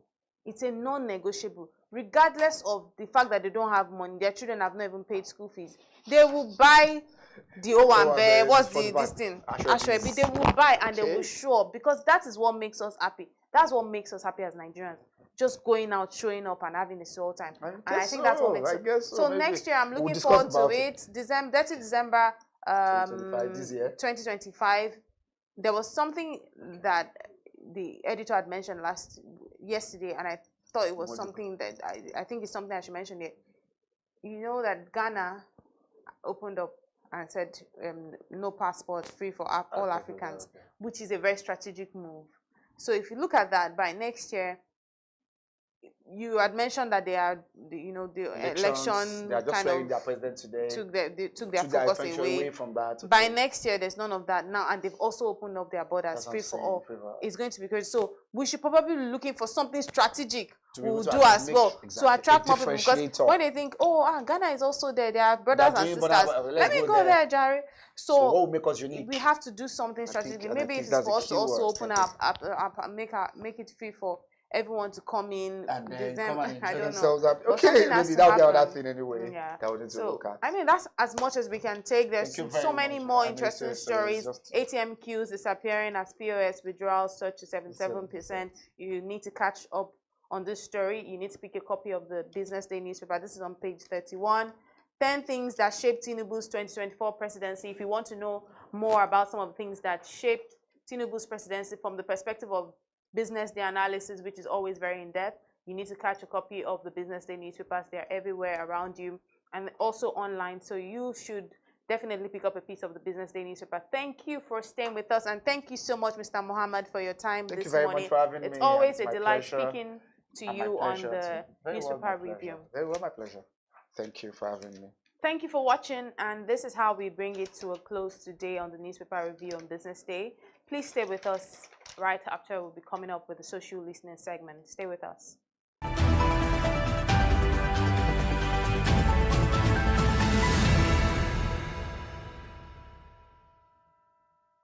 Welcome to the Real Talk with Pam podcast, where authenticity meets conversations. I'd had 2 lumpectomy surgeries. I'd had 9 months of chemotherapy, 12 months of Herceptin. I had 4 rounds of radiotherapy. Wow. And to God be the glory, we're now, 2014? So I've been all clear for 13 years. There are certain times that I have disciplined my children, and they don't know this, but if they see this podcast, they'll know, and gone back into my room and wept. Because when you punish them or when you withhold certain privileges, you are actually loving them. When you let them have their way with everything, you are destroying them and destroying yourself. Yeah. Menopausal hormonal therapy, or HRT, is the last resort for many women. But lifestyle, don't smoke. Alcohol is terrible. Alcohol. It's terrible? Alcohol and smoking will increase your chances of breast cancer way more than HRT would. Right. Oh, wow. There are so many things out there. How many are you going to take? Yeah. What about yam? Yeah. So many things you can take. But the problem is, you hear, that one is good, you buy it. This one is good. And then you end up having all these different things. Real Talk with Pam remains committed to fostering authentic conversations that inspire and empower. This is Pamela Igbo. I am your host of Real Talk with Pam show.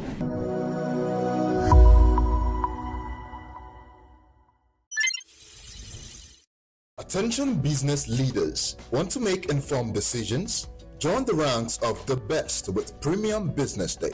Access in-depth analysis and expert opinions to stay ahead.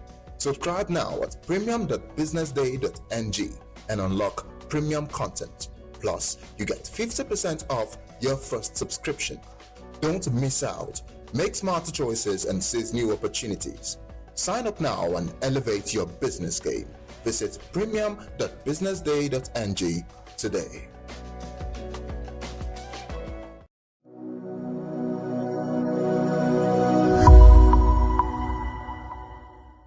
Hello and welcome to the Business Day special. My name is Elizabeth Musa, and today I'm seated with Pamela Egbo, the host of Real Talk with Pam, coming soon to your TV screens. And guess what? We will be talking all about our show today.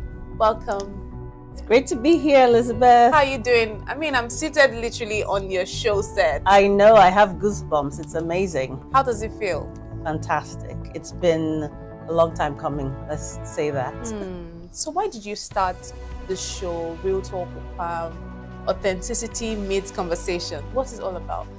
Right, thank you for asking. So I think it's one of those things where they say opportunity meets preparation.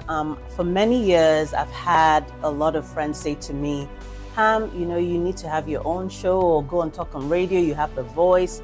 Because anyone who knows me knows I like to talk. I like to talk. I'm one of those people, if I get into a room, I feel very comfortable going to anybody and just starting a conversation. I've always been like that. I can talk to anybody. And so I felt like, and also with my career, I've always had, opportunities to speak. But what's really in my heart is speaking about real issues that affect us as human beings, but particularly women on a daily basis. Think about Business Day. I know you guys feature a lot of great women doing amazing things in the industry, in the business world. But I feel like regardless of that, you still have women who are living lives every day, who are still mothers. Some of them are going through health issues. Some of them have financial challenges. Some of them are going through just life is still lifing for a lot of people. So I was like, we need to put a spotlight on that. I know that there are a lot of people who are talking, but I think particularly in Nigeria, I find that we have a tendency, maybe it's a cultural norm, not to be really open. We're strong people, so sometimes we like to put up a front, or it's just natural. We just think, let us just suck it up and just get on with life. But I found that we are relational beings. That's the way God made us, to be able to support one another. And I thought that having a show where we can really be authentic, it's not about just talking for talking's sake, but really thinking about what are the real issues that women deal with. It's predominantly a show for women, although I might have some men along the way, but it's predominantly a show for women to be able to share their lived experiences. And say, this is what I'm going through, this is how I've been able to overcome it, these are the challenges.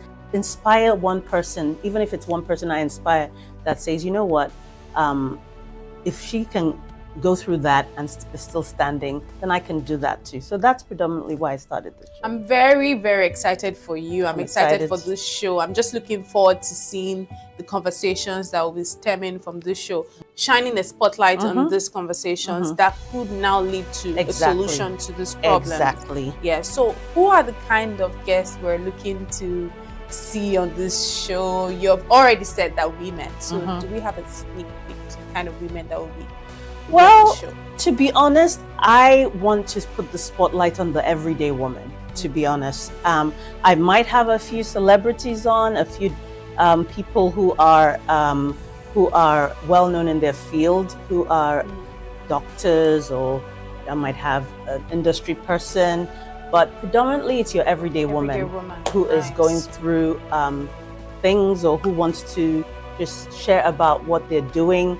So whether you're an entrepreneur or a person who's been through, a bereavement, or been through a health challenge, or have something to say about, what has helped them be the woman that they are today. So it's going to be a plethora, a cornucopia of different types of women. So yeah, I'm looking forward to that. Wow. When are we expecting the first episode of this show?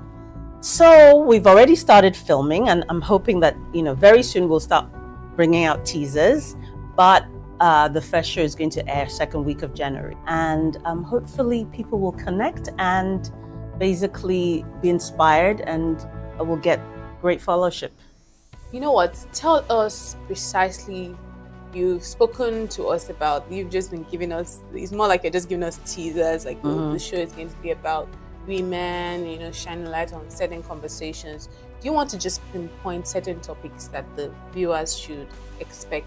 Okay, so far, viewers, we have shot a show on the menopause. For example, we have talked about health and fitness for women, particularly women who are over 50s or in the perimenopause phase.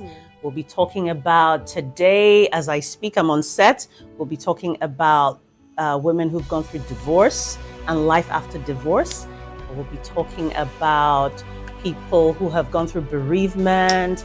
I'll have entrepreneurs on the show to showcase what they do.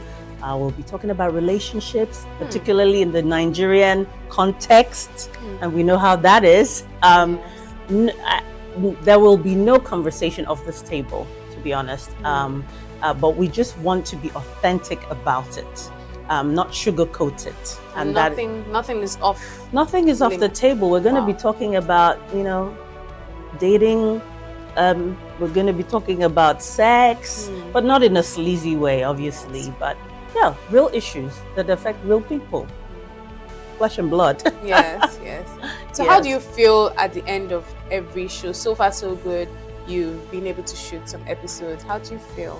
Amazing. I feel great. I feel like it's a calling of mine. I think it runs in the family a little bit. My sister was a journalist. I don't have any formal journalistic training, but I think it's a passion, and I'm hoping that that passion will shine through, of wanting to just be real and help other people to be real. That if that is the thing that I achieve, then I'm happy.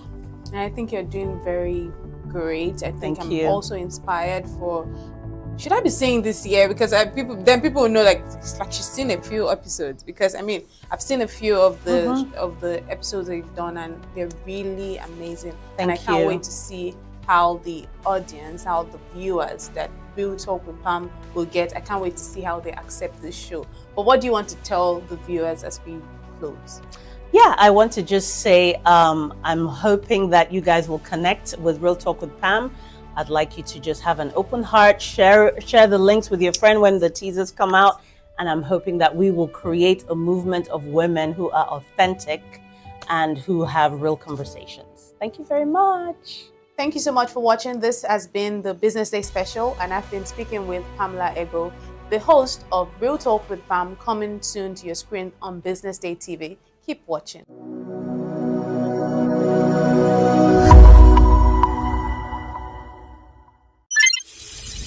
Attention business leaders. Want to make informed decisions? Join the ranks of the best with Premium Business Day. Access in-depth analysis and expert opinions to stay ahead. Subscribe now at premium.businessday.ng and unlock premium content. Plus, you get 50% off your first subscription. Don't miss out. Make smarter choices and seize new opportunities. Sign up now and elevate your business game.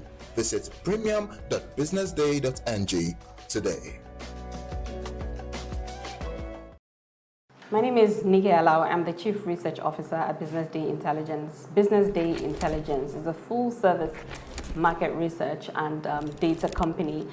We offer tailored services for strategic planning and decision-making. So helping businesses to make informed decisions that would boost their bottom line and determine the marketing mix. We gather and analyze relevant data through ecosystem immersion, in-depth interviews, focus groups, and some of the other services we provide include consumer insights, feasibility studies. So whether you're trying to understand the market size and potential growth and the competitive landscape. In challenging economic times like this, which is the theme of the conference, I think it's crucial. It's paramount, for leaders to display resilience, agility, and a digital mindset. And we at Business Day Intelligence provide that support by offering and delivering customized solutions that address those unique needs. So get on the rank of visionary leaders, and we'll help you on that journey to strategic growth.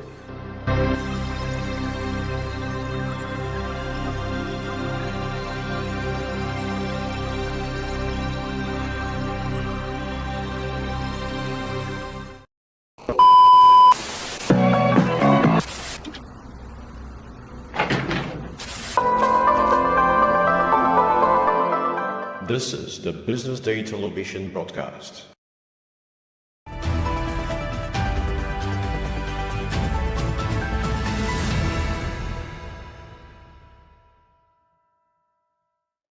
Hello, welcome to the social listening segment of the BDTV Breakfast Show. My name is Elizabeth Musa. On the social listening segment, we get to talk about some of the interesting topics trending across social media. We listen and we discuss them here on this segment. Today we have the amazing Mr. Obidike Okafor, who is going to be joining us to have some of this conversation. Just like me, he's also a listener. We listen, we don't judge. But you know, to start with, Nigerian gospel artist Nathaniel Bassey is set to minister at the inaugural presidential prayer breakfast for the United States for the president-elect Donald Trump. The prayer breakfast would hold on January 20 at the prestigious Waldorf Astoria Presidential Ballroom in Washington, D.C., and it's hosted by Reverend Mary Turner. The news agency of Nigeria, NAN, reports that the U.S. presidential inaugural prayer breakfast is a non-political, faith-based event held every 4 years before the swearing-in of a new administration, focusing on prayer and worship as a spiritual support for the U.S. government and presidency. And this is taking social media by storm since Nathaniel Bassey posted this on his page. You know, there have been Christians saying that, wow, this is, if you kneel down before God, you stand before kings. There have been also the detractors that feel like, why would you be going to sing? Detractors that don't believe in a Donald Trump government believe that, why will Nathaniel Bassey go and perform? Because it's not even performance. Why would he go and minister in a Donald Trump's government? So there have been two sides to the story. But I want to hear your own thoughts on this, Mr. Obidike. I just feel that it's all a win. It doesn't matter who the president is, but for the fact that Nathaniel Bassey is recognized and invited to come for that event. The event is not really, like you said, it's not linked to the president. It's not necessarily directly linked to the presidency, but the presidency is aware and presidency attends. And in fact, because it's connected to the inauguration, other people other like high-powered people who come from other parts of the world actually attend it because it's like a prayer meeting and prayer and worship and all of that. I'm happy for Nathaniel Bassey, but the fact remains this: the evangelicals are one of the biggest supporters of Donald Trump. So, and since the church in America, especially the evangelicals, are big supporters of Donald Trump, it only makes sense that they lay a lot of emphasis to it. It has always been there, but it has never really been. It has been somehow in the background, you know. But now it means something because people believe that. I'm not talking from the side of detractors, from the side of people that love the fact that Donald Trump is leaning towards the Christians and all of that. Yeah. So it becomes more prominent. It has more meaning because of the way the evangelicals and the church are behind Donald Trump. And then if you throw in a Nigerian in the mix, it just makes everybody happy for it. Not everybody will like you.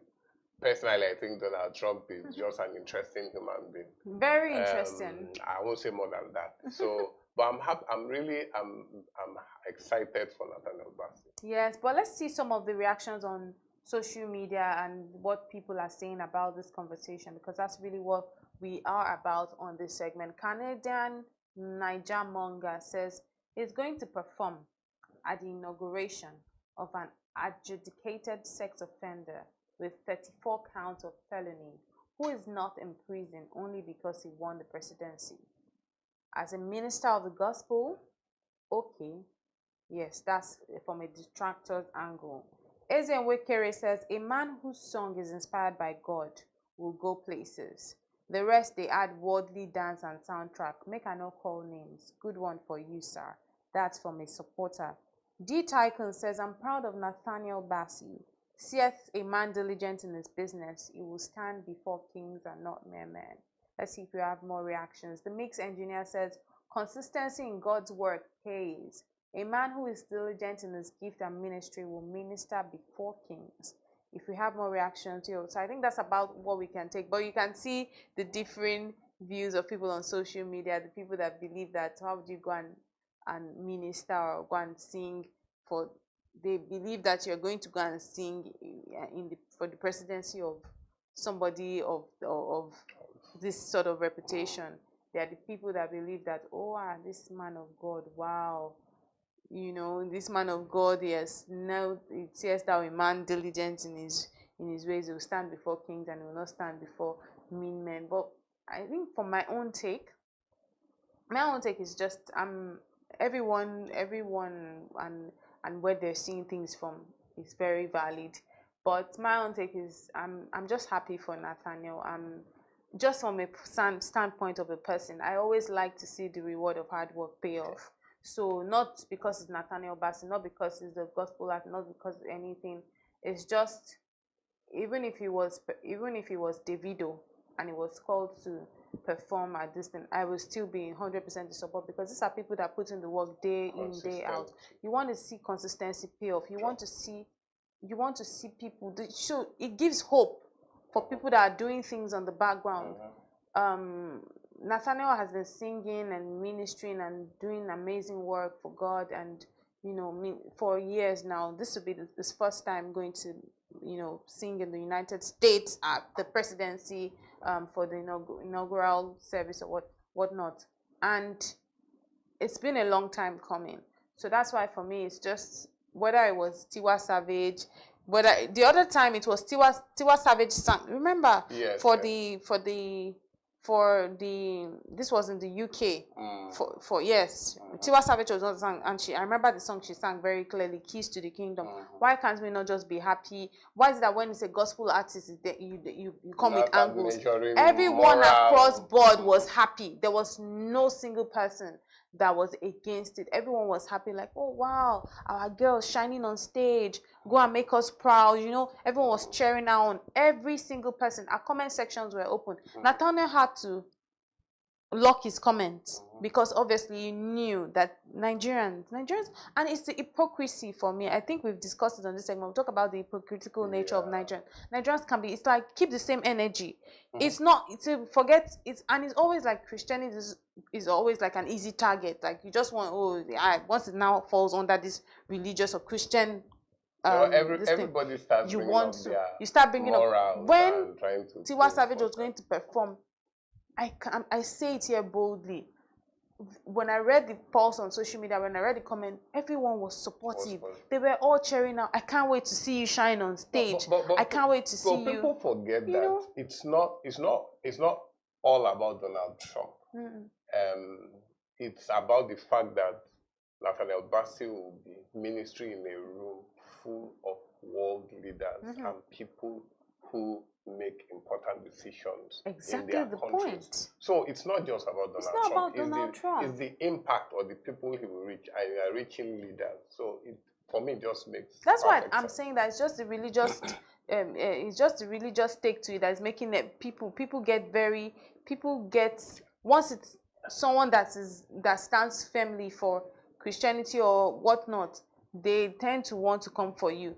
If I bring back Tiwa Savage now to this scenario, and she was the one, Tiwa Savage post performing at inaugural service. It's going to be the same energy. My girl, our star girl, African bad girl, this one, mommy of Lagos, But it's always a different ending. But I'm just really happy for Nathaniel Bassey.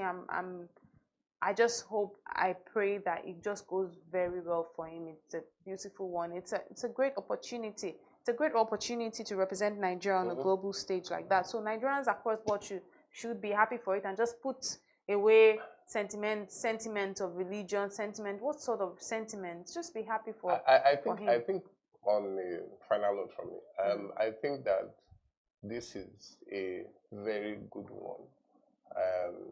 Nigerians, from last year, Nigerians have been, representing us globally. And at the beginning of the year, we are having that in January, already having Nigeria representing us at the global level. So I think this year will also be full of Nigerians doing great things that, people will talk about for years to come. Absolutely. Nigeria is that country right now. Nigeria seems like that bride that everyone wants to. It's like the bride of the continent, the bride of the world. Now everyone wants to associate. You know, we were talking about Dirty December just a few minutes ago before you came in, and now everyone was coming into Nigeria like it was. Yeah, how this December was bustling with different people from different parts of the world, and the ones that didn't come this year are like, I must not miss next year. The ones that had FOMO because of the fact that they didn't come, you know, it's like that bride that everyone has spoken of. That one is, it's like a very eligible bachelor that everyone had been waiting for you. Like, this one is fine, he's this, he has money, what the? So that Nigeria is looking like that bride that's like the one that has kept herself, that is fine, that everyone is now saying, wow, she's married, I want to see her. Let's make the best of it. That's all I can say. Yes, now that the attention is on us, let's make, and I think we're doing a great job in with regards to that. So we just need to keep that same energy across board and not just be detractors of ourselves for no reason, religious reasons or whatever. I think one of the things that really divides us as a people is usually religion. Sure. Religious sentiment is usually political sentiment, tribal sentiment. If we can put all of these things aside as Nigerians, we don't have problems. We don't have problems. We are beautiful people. We are happy people. When we are on social media, what do we like? Nigerians, it's always vibes. Like, why are we always happy? So we just need to put away every form of sentiment and just keep being the happy people that we are. But moving on now, Afrofusion singer Damini Ogulu, popularly known as Burna Boy, and Nigerian socialite Pascal Okechukwu, also known as Cubana Chief Priest, have engaged in heated exchanges on social media. The fight began when Burna Boy referred to Cubana Chief Priest as Oweri Recross in an Instagram post, widely interpreted as a jab at the celebrity barman who is a close friend of singer Davido. He also claimed that the singer winning a Grammy is linked to having a relationship with the embattled rapper Diddy, and you know what that means. Now, the celebrity barman has further claimed that he had been making money long enough before Burna's rise to fame, urging him to remain humble. And I'm sure you've seen some of the back and forth, which obviously we cannot capture here.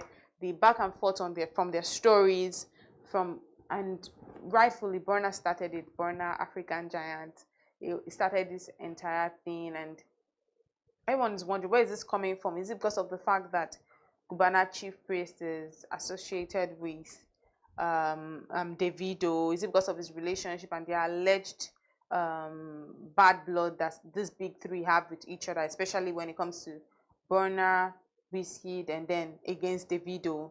You know, it seems like it all started from when Davido mentioned himself as 001, and then these people feel like you're not 001. We've been there, done that. And Burna comes on social media. The other time, we remember on social media, it was Wizkid that was throwing out of tantrums and against the video. Now this time around, it's Burna, but now Burna is not doing it against the video. It's indirectly against like his very close aid. So it seems like what's going on. But Pascal Okechukwu, Cubana Chief Priest, has also come with his own jabs, in terms of which have been really below the belt, saying, oh, we were the ones that made you. I remember 2018, we paid you your first gig, 1 million, which for me is inconsequential because there are always days of humble beginning. Like they said, there's a saying on social media that says, now who give up, mess up. Because you could have as well been paid 1 million as at 2018 and still be paid 1 million today because it did not grow. But as at today, it's being paid in dollars, millions of dollars. So what are we saying? You can't go back to someone's past, and if you help someone in the past, or you put them on a platform in the past, and you're going back now that they've grown, and you're going back to that time, to me, that's a non-issue. So people have dragged him based on that, dragged Cubana based on that. People dragged Burna initially, like, why are you throwing jabs at this guy? But now, the ones who are dragged Cubana Chief Priest as well. But you know the interesting part of this whole thing, and when we want to put like a little bit of faith, that's F-A-T, when we want to put a bit of faith, providence, and then faith as well, put in Christian faith. I look at the fact that in between, amidst all of these things happening, is the people that benefited. This alleged brother of, have you been following this story? Yes, yes, the alleged brother of Cubana, who has gotten approximately 46 million naira now from Burna, and then the alleged baby mama who has gotten money, who has gotten a free home in Lagos, whose son will now be part of the Burna Boy Football Academy and go to school and all of that. And there've been narrations on social media that said that it seems like this entire tussle was just for God to help these people. Because what are the odds? Like, I saw a post by Solomon Buchi. Solomon Buchi said that whoever needs to fight with each other to prove, whoever needs to prove themselves to another rich friend, for my sake, should come and use me. Whoever needs to fight and prove themselves and for my sake should fight. You get, because it seems like Burna giving these people all of these things to just prove a point to him, like, oh, I fed your family, but it's for the good of them. Funny enough, when Burna Boy did that, even though Cubana Chief Priest came out to say they are all lies, Burna Boy just using that as a front, that he has a sister and a brother or something like that, and he doesn't owe them anything. You understand? He takes care of them, so he doesn't owe them anything. So they are not doing bad. They are not doing bad. So all these things that they are doing is just front. But the bottom line is, people believe what they see more than what you say. People have seen it and believe Burna Boy. In fact, some people have come out to say that this fight or this match, Burna Boy has won. Even though at the beginning, people are not too, they were not too much. At the beginning, it was Cubana that was winning. It was Cubana winning, but when they did that, people are like, this is flawless victory. As in, but it also says something about, sorry to cut you short, it also says something about our society.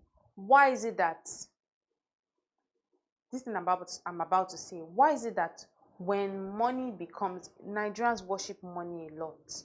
You could be the worstly, is that correct? Worstly behaved person.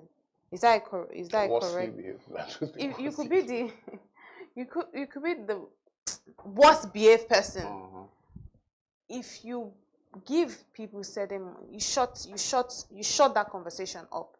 Like, if you give the same people that are bad mouthing you some amount of money, or you come and brandish them with money, you shut them up. Like, Nigerians don't respect values. They don't respect system. They respect money. Because Burna, by all means, could still be wrong. Even if it could also still be that it's not really from a good place. Because, I mean, didn't you know that this guy existed before? Now you're giving the money. It was a good move, very good one.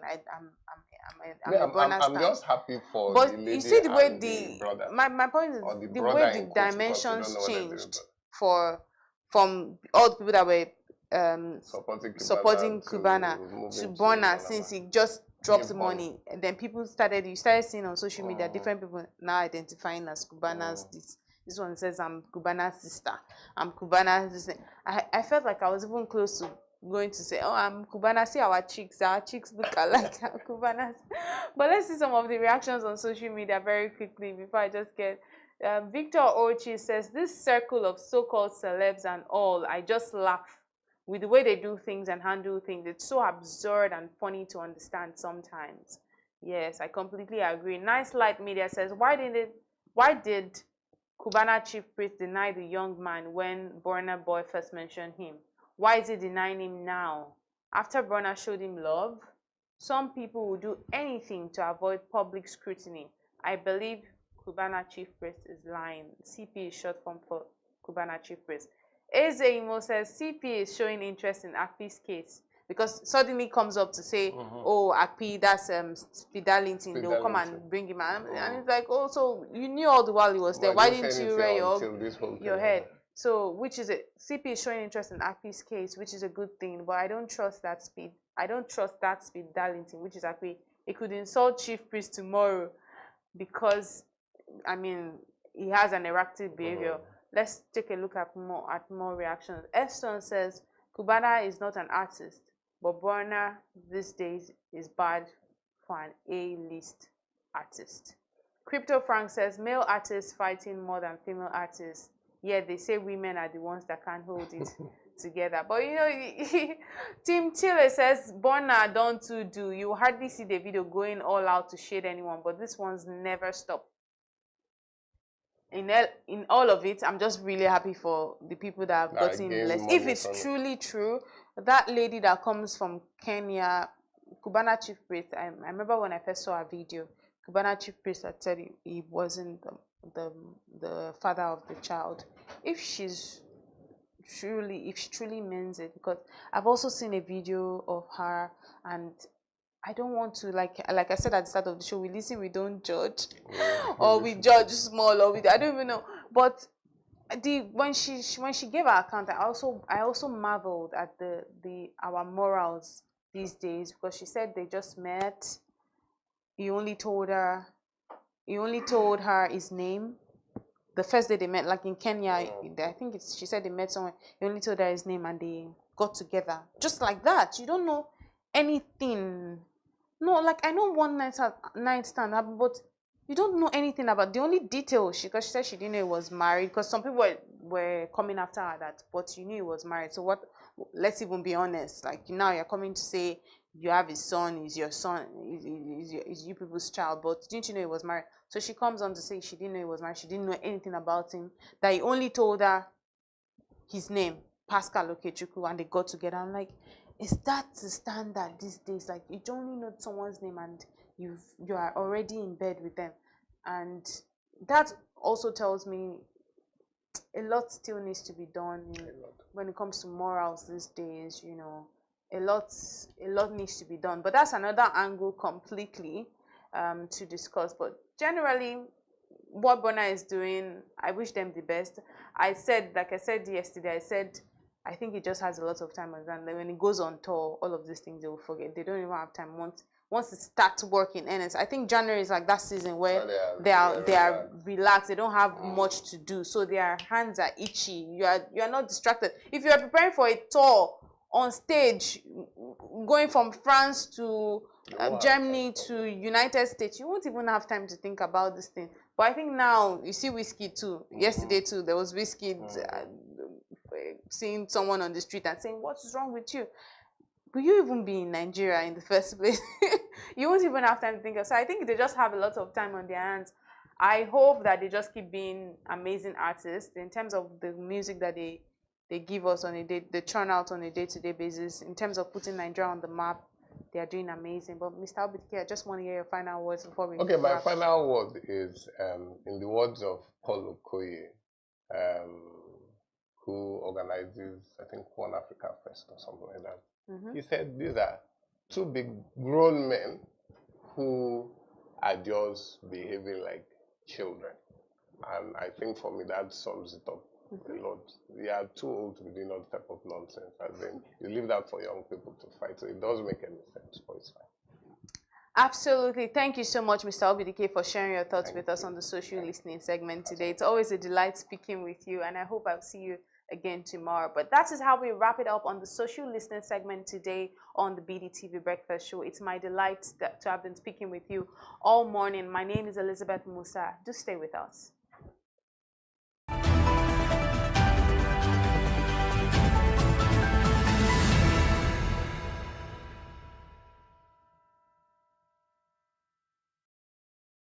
Welcome to the Real Talk with Pam podcast, where authenticity meets conversations. I'd had 2 lumpectomy surgeries. I'd had 9 months of chemotherapy, 12 months of Herceptin. I had 4 rounds of radiotherapy. Wow. And to God be the glory, we're now, 2014? So I've been all clear for 13 years. There are certain times that I have disciplined my children, and they don't know this. But if they see this podcast, they'll know. And gone back into my room and wept. Because when you punish them or when you withhold certain privileges, you are actually loving them. When you let them have their way with everything, you are destroying them and destroying yourself. Menopausal hormonal therapy, or HRT, is the last resort for many women. But lifestyle, no, don't smoke. Alcohol is terrible. You know, alcohol. It's terrible?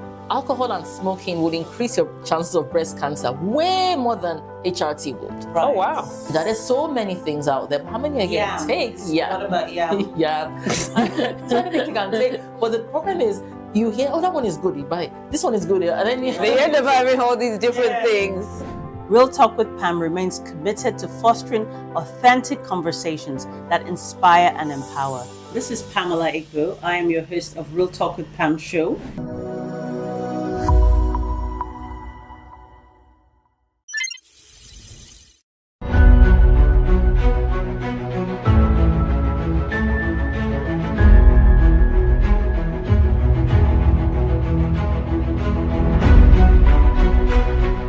On behalf of our author and Business Day, I unveil this book or recommend the book to everybody in Nigeria and Israel. As a foundation. Thank you very much.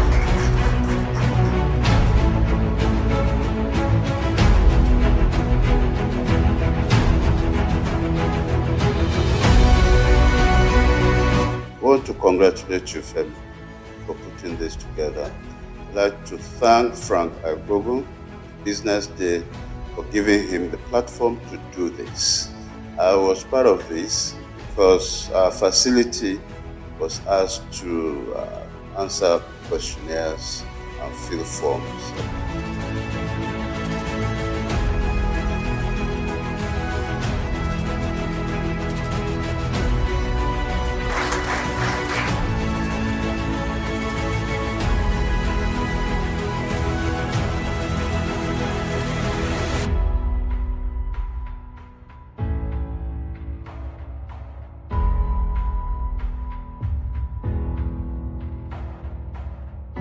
There's a ferment in the Nigerian healthcare system. There are a lot of challenges, but there are also a lot of opportunities. And then the fact that the private sector is beginning now to take its rightful place. It's not now being seen as a competitor of government, but is beginning to occupy to create a larger footprint within healthcare itself in terms of funding, in terms of direct service provision, in terms of even creating the aspirations, and in terms of supplying the personnel. And that is how it should be. We are developing a customized health service, on both the supply side and the demand side, that should be fit for purpose in an environment. The supply side is moving fast, but without looking at the demand side and facilitating it, that is the access of the people who need to use the services. There's only so far they can go, or they'll be making investments that cannot be returned in the foreseeable future, and that is not right. People talk nowadays about patient capital. No matter how patient the capital is, that is waiting for a long time to get returns, those returns must be built into the system.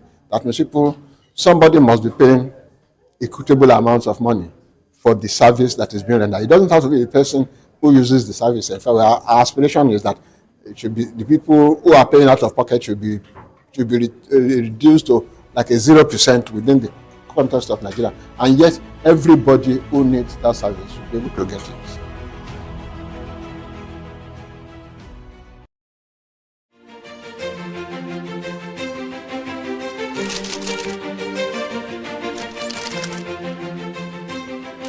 I am, of course, a great admirer of the impeccable credibility, professionalism, and business savviness of Business Day. If you really mean business in Nigeria, start your day with Business Day.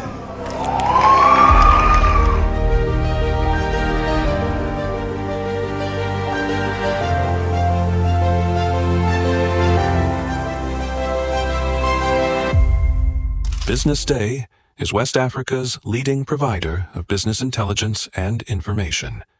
delivering premium content across diversified media platforms, including online, mobile, and print.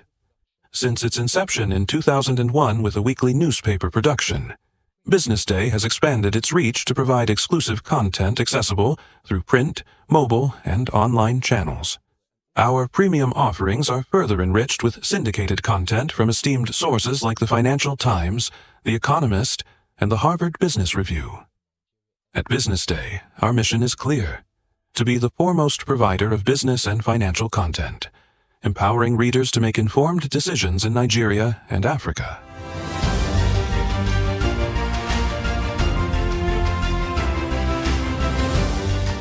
Since our establishment, we have been committed to delivering insightful, relevant, and accurate information about Nigeria's business and finance environment, while contextualizing the impact of global events. We monitor the stock market, analyze the companies driving it, and report on government policies and their economic implications. For being consistent in organizing these CEO forums for almost the last 14 years, I think this was a commendation, and I think something that will encourage them to continue. From decoding market trends to dissecting economic shifts, we offer actionable investment ideas and serve as a compass for decision makers navigating complexity. Beyond headlines, BusinessDay fosters discussions on critical economic issues through impactful conferences and events. These platforms bring industry leaders together to share narratives that drive innovation and spark meaningful dialogues. Our events galvanize connections, bridging the gap between inspiration and achievement. For businesses seeking visibility, our strong digital presence offers unparalleled opportunities, with millions of followers across social media and a dynamic website attracting visitors from within and outside Nigeria. BusinessDay is the ideal platform to boost visibility for your products and services.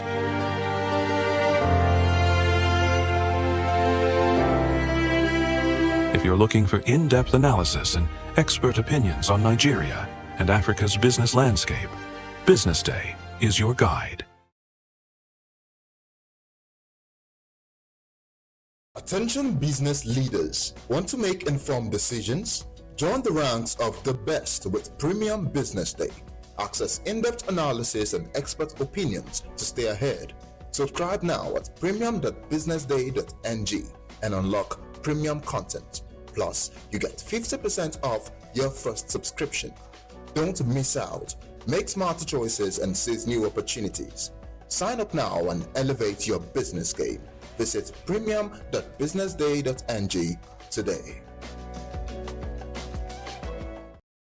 Lagos as the Deputy Head of Mission and Head of Economic Section at the German Embassy at Hanoi from 2019 to 2022, and the Deputy Head of Mission and Head of Economic Section at the German Embassy at Seoul from 2016 to 2019, and also has the Head of Division for German Personnel in International Organizations Foreign Office at Berlin from 2013 to 2016, and as the Deputy Head of Division for Climate and Environmental Foreign Policy, Foreign Office, Berlin, from 2011 to 2013. Distinguished guests, ladies and gentlemen, let's please receive him with a warm round of applause as he comes up for the welcome address. Thank you.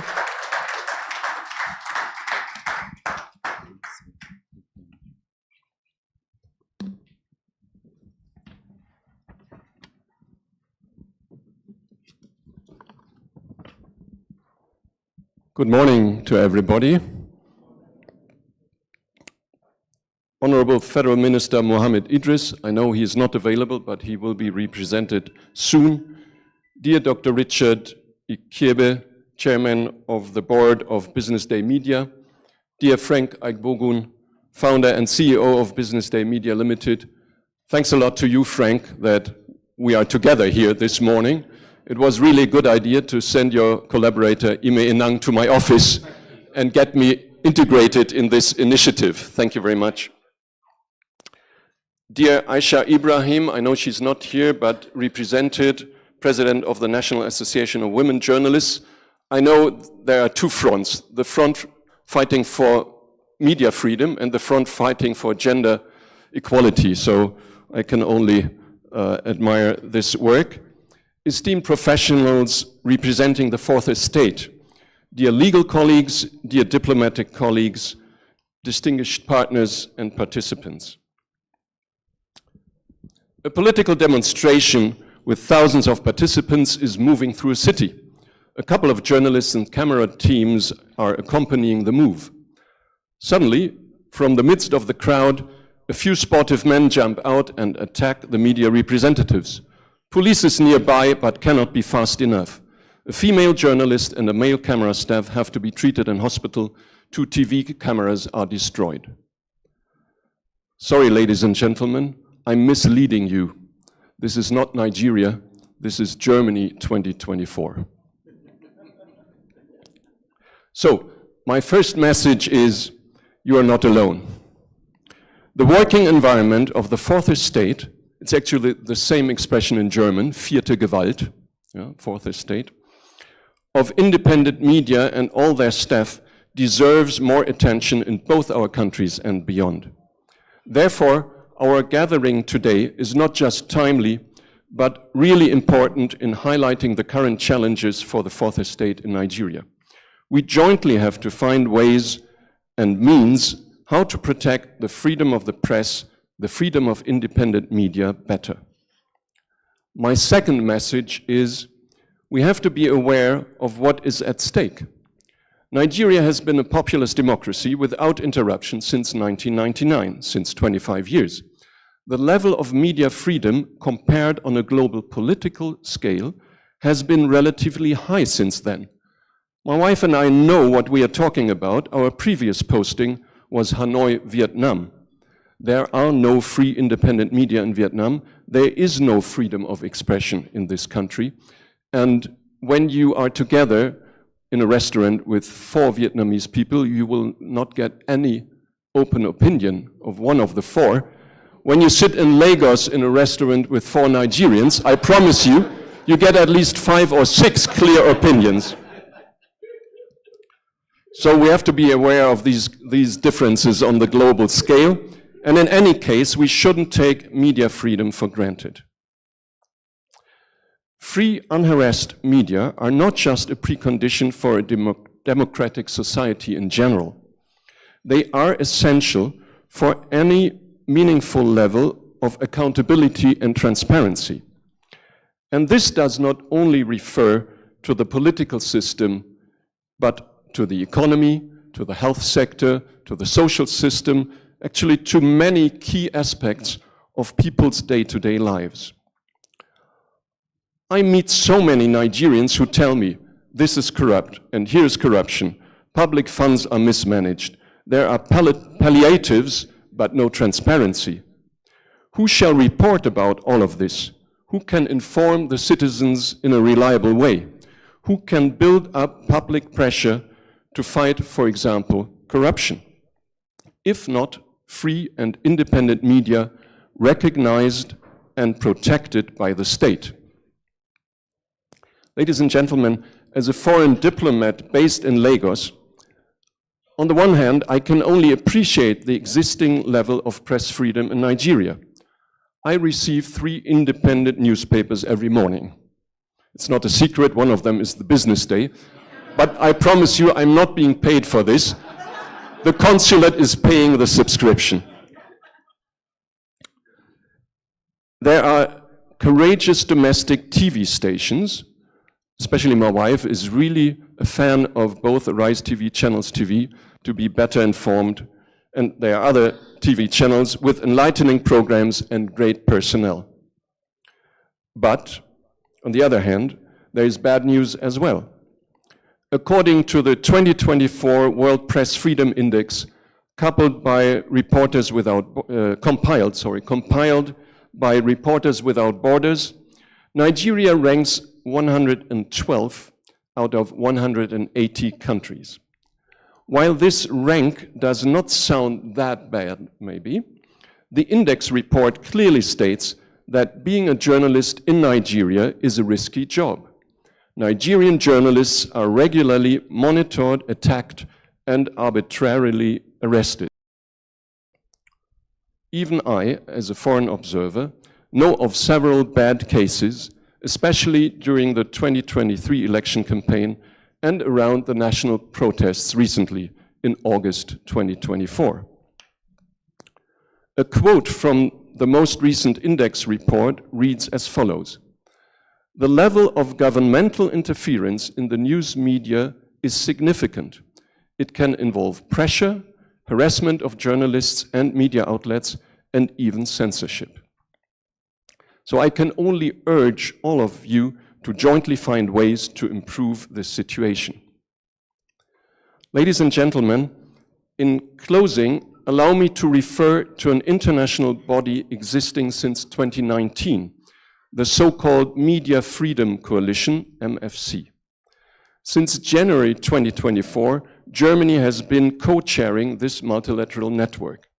Currently, it consists of 51 member states, including a couple of African states, such as Ghana, for example, the UNESCO as UN agency, 22 consulting NGOs, and a legal expert panel. One of the instruments of the coalition is a so-called Global Media Defense Fund, trying to care not just for critical country situations, but also for individual journalists who are in real danger for wrong reasons. If you are interested, please have a closer look at the work of the Media Freedom Coalition. Dear Frank, dear Ime Enang, dear Business Day team, thanks a lot for your trust and the excellent cooperation for getting this event together. And thanks all of you for being here, for joining us. I wish all of us an inspiring morning. And to all media representatives in the room, keep an open mindset, stay courageous. Let us all work together to create a safe and free working environment for independent journalism in Nigeria and beyond. Thank you very much.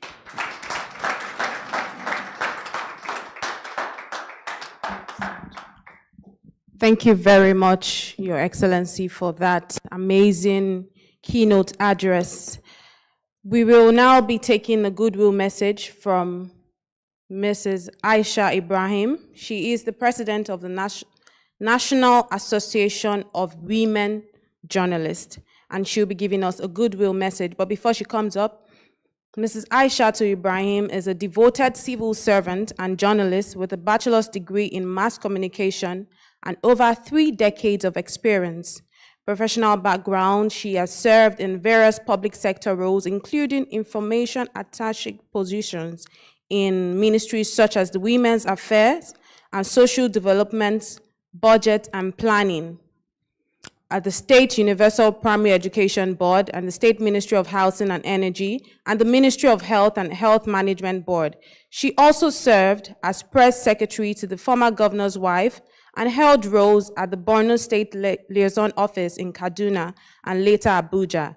As a member of several non-governmental organizations, Aisha actively engages in advocacy on societal and humanitarian issues, particularly focusing on persons of concern, including orphans and vulnerable children, victims of sexual and gender-based violence, and polio eradication awareness campaigns.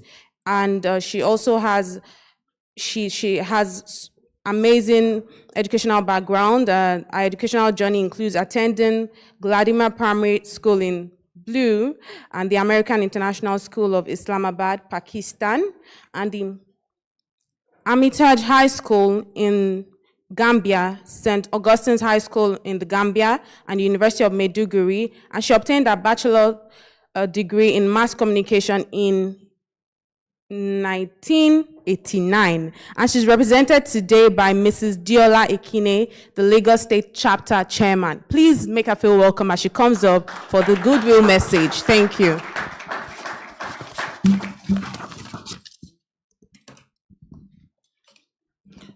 Good morning, everyone.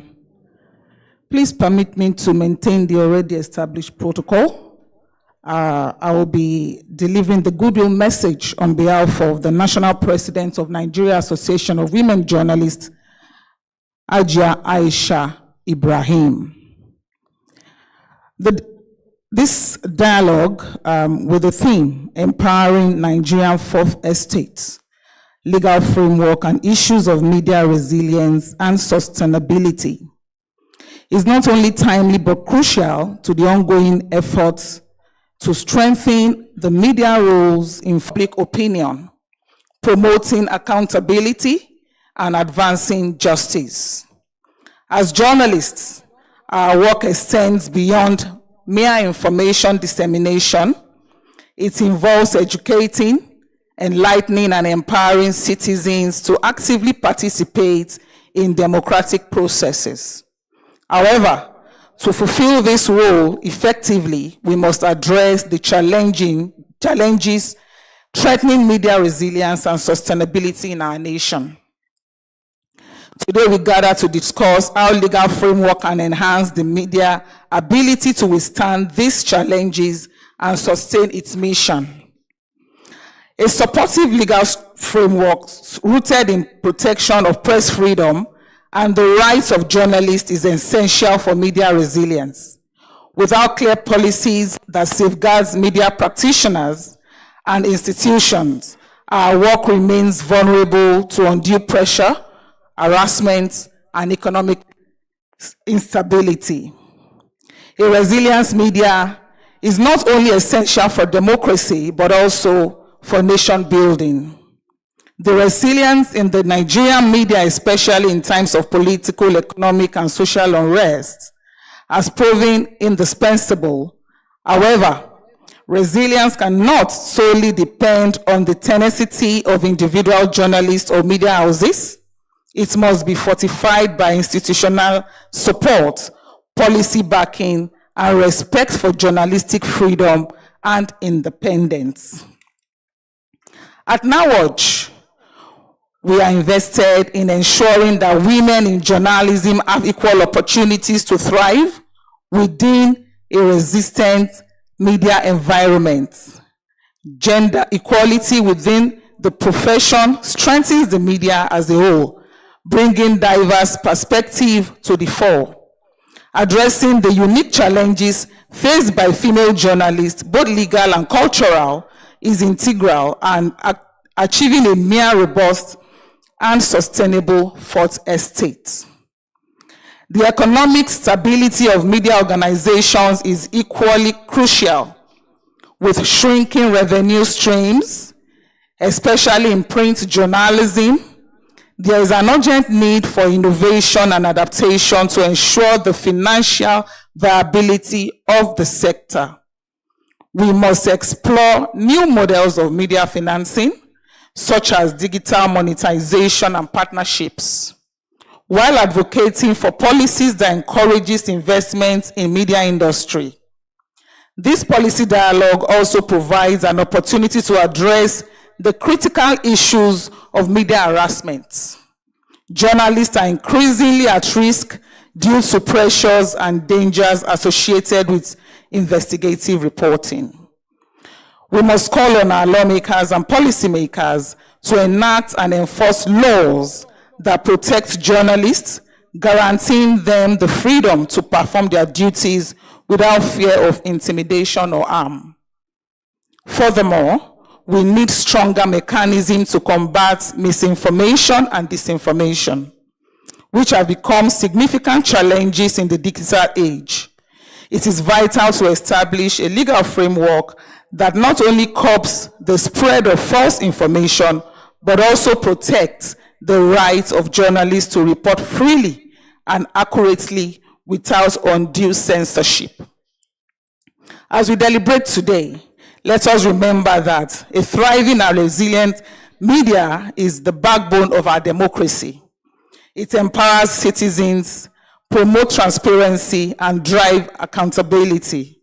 I encourage all stakeholders to actively engage in today's discussion, contributing ideas that will propel us towards a more sustainable and empowered media landscape in Nigeria. On behalf of the Nigeria Association of Women Journalists, I thank all the organizers and participants at this commitment and strengthening our media industry. Let us work together to build a resilient fourth estate and continue to serve as watchdogs of the society, a champion of truth, a pillar of democratic governance. Thank you all. I look forward to a fruitful deliberation.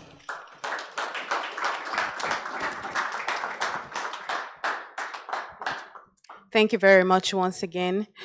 We will now be taking our keynote speech. We still have the representative of the Honorable Minister on their way, so we'll be taking our keynote speech very quickly. And our keynote speech today will be given to us by Dr. Richard Ikebe, is the chairman of the board of Business Day, and he will be giving us our keynote speech for today. But I will just quickly say a few things about him. Dr. Richard Ikebe trained at the Nigerian Institute of Journalism and worked at the Daily Times and Newswatch before serving as media and communication policy advisor under 2 military administrations, and is the chairman of the board of Business Day and is an adjunct senior fellow at the Pan-Atlantic University. So please put your hands together as it comes up for the keynote speech. Thank you so much.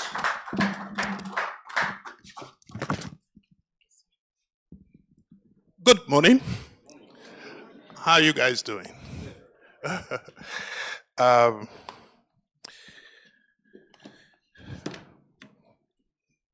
Give me 1 second, will you?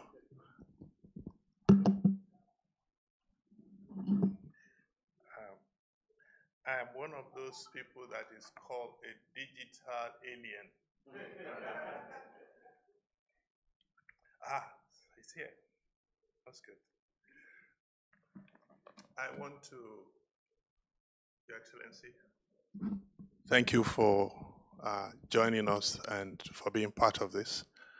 And I want to congratulate our publisher, Frank Igbogun. There's a Chinese proverb which says that if a man works hard, the land will not be lazy. Just think about that. I think Frank is an epitome of working hard to the point that his land is not lazy.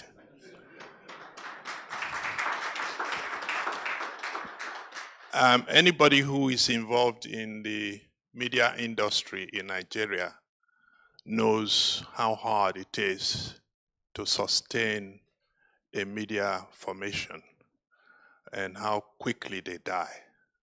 So to have been around for this long, we congratulate you. And I want to acknowledge and welcome my sister, the chair of the Business Day Foundation, Mrs. Makinwa. Thank you very much for being with us. Mrs. Makinwa is an international diplomat based in the United States, but she juggles so many balls, and she's very, very instrumental to how far the Business Day Foundation has moved as quickly as it has. Thank you very much, ma. I also want to acknowledge those who have been acknowledged earlier. The representative of the minister who just came in. I've taken your position, so I'm going to add your time to mine. Welcome. This morning, I have been asked to speak on the landscape, the media landscape. I think arguably, probably have been in the media. Oh, yeah, my friend Ogiaboigbe is here. I'm probably the oldest media person. Oh, Ted is here.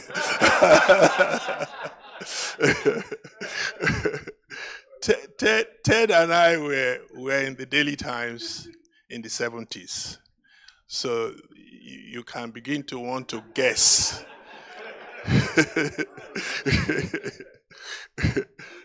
And Ogieboigwe and I were in school together. So you can begin to want to guess how far. We were young, though. We came in very early. The problem before us is it has always been there. It's always been there. I was reading something yesterday, and it really intrigued me. I'm going to read it out to you because it's going to cause you to think a little. It says, our problem is not that we are confronted with difficulties, but that we are surrounded by difficulties that we do not understand. And we cannot cope with them because we do not know what they are. Because no one has been able to define them with a comprehensive clarity needed to convince us that is right. Media is neither a fish nor a bird. That is why it has been difficult for us to understand it. Is media a business? Is it a vocation? What is it? If we say it's a business, then we talk about sustainability. If we say it's a vocation, then it doesn't really matter how long it lasts, long as it has fulfilled its objective and why it was set up. Asking me to talk about an overview of media over the years and into the present day is an area that I'm very, very interested in. When I was full-time with the School of Media, before I dethroned myself and became an adjunct, I realized that we didn't have materials, local materials with which to teach media. And journalists like Frank, like Ted here, and Oge wrote, but we're still waiting for Frank to write his, and Ted to write. They don't write. Journalists don't document. They talk about others, they write about others, but they don't write about their experiences. So we are forced, as trainers of journalists, to reference our materials from Germany, from the UK, from America. Nothing domesticated. Nothing that is ours that we can speak about. So I'm going to take you on a small tour of the journey that has brought us to the place that we are today. Safeguarding Nigeria's fourth estate, the issues of media resilience and sustainability. As I said, if media is a vocation, you don't really care about sustainability. You care about sustainability in as much as it is effective and delivering.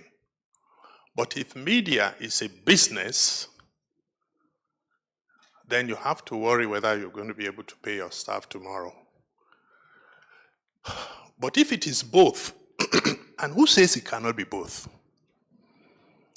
Then you need to find a way to be what Alhaji Joseph did in the 70s, in that he was able to make Daily Times one of the most profitable businesses in Nigeria, and yet they were able to confront government at every step of the way. And of course, the first thing that the next military government did when they came was to take over Daily Times without paying for it.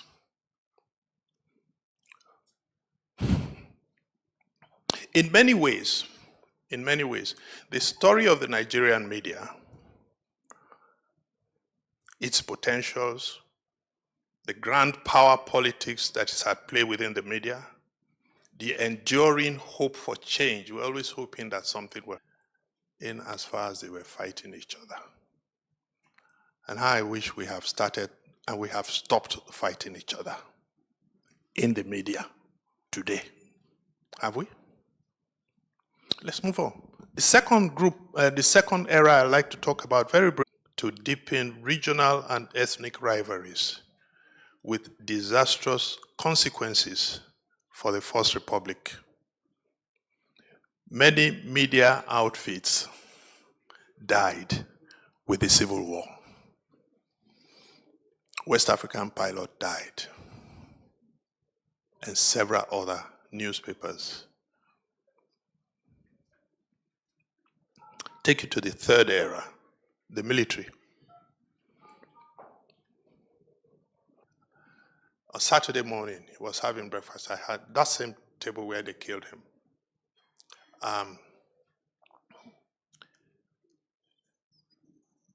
Wole Soyinka had just been given the Nobel Prize. And Newswatch had sent me to Enugu to interview, because I was going from campus to campus to interview literature professors and English professors and all the eggheads. And we're going to do a big piece on Wole Soyinka. So I stopped over at his place on my way to the airport to take a flight to Enugu. Yesterday I got a post that says that there was an explosion in Jos. Okay, when you read that there's an explosion in Jos, what comes to your mind immediately? Wow, jihadist, terrorist, you know, and everybody was posting it. I checked, I went on Google, I said, telling me about his radio stations. And I was shocked. I said, that one too is yours? He said, yes. And he was laughing and he said, you foolish people, you think I am a fool. Media licenses have been given to those, I don't agree.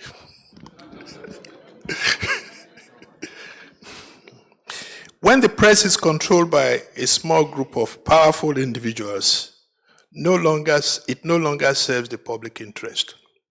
That's what media capture is all about. And a few groups, a few individuals have captured the media, and there are consequences for that. Media outlets aligned with specific groups have become battlegrounds for ethnic narratives. Instead of building a sense of national unity, the media now reinforce the idea of a fractured country where politics is seen as a zero-sum game. What are the consequences of a captured media? Separatist agitations. The Ogonis felt neglected. The oil-producing states felt cheated. The northern minorities felt left out. The West felt robbed.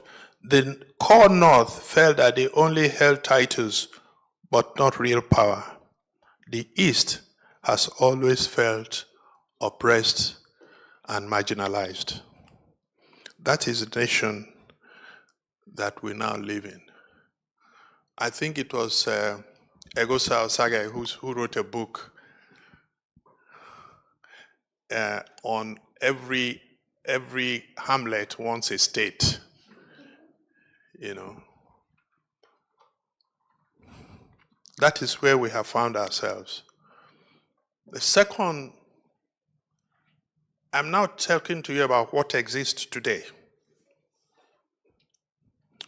The second thing that we find about this type of media is over-reliance on external media, external funding, on external funding. So, because the media doesn't have a business model that can sustain it, they have to rely on these same politicians and media elite to fund them. And they don't have a sustained media model for Africa. The few that have tried to invent, didn't really invent a media model. They copied and pasted. They wanted to be the New York Times of Africa, of Nigeria. And they lost the nuances of what it means to be a media person in Nigeria. The third thing was that there was a shift towards sensationalization. It's in academia, it's called poor journalism, when there is a focus on entertainment, sex, scandals, and sports. That becomes the focus of media. Tell me any news organization today that is not over-focused on entertainment and has not left the areas where we're supposed to be. The fourth thing is a lack of investment in staff development. I once was talking with an editor of a major Nigerian newspaper, and he told me, I was trying to recruit CEOs for training in our institution then. And I asked him, I said, listen, have you ever gone for training sponsored by your organization? And he said, no, never been. And if I mention the organization, you'll be shocked. How does he train? Private institutions train him. And he said, what you need to do first is to think digital. End of story. I don't know the philosophical explanation for that, but I think it's true. Because we are not thinking digital right now at all. And so, it's neither a fish nor a bird. We are not fully digitized, and we are not fully analog. The sixth problem that has arisen out of a media that reformation implies, reformation could be a paint over, but you need more than a paint over. We need to change culture. To do that, we need to understand what our own Nigerian culture is and what kind of media fits that culture, and how do we implement it to become, please pardon me to use the word viralized, if there's such a word. I'm allowed to create words, right? Nigeria, not something that New York Times is doing, not something that Wall Street Journal is doing, something that is applicable here, something that you can implement here.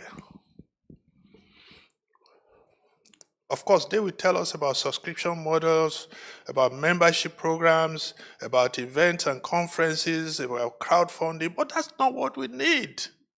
What you need is to be relevant. I'm not saying that media can be sustained if we make ourselves relevant to the people on the street who are desirous of news, of information, who want to... Where this term came from, it derives from the traditional European concept of the three estates of the realm, namely the clergy, the nobility, and the commoners. The press came in as the fourth, emerged and became a potent force in molding public opinion and holding other estates, the other three, accountable. With time, that term became synonymous with the press.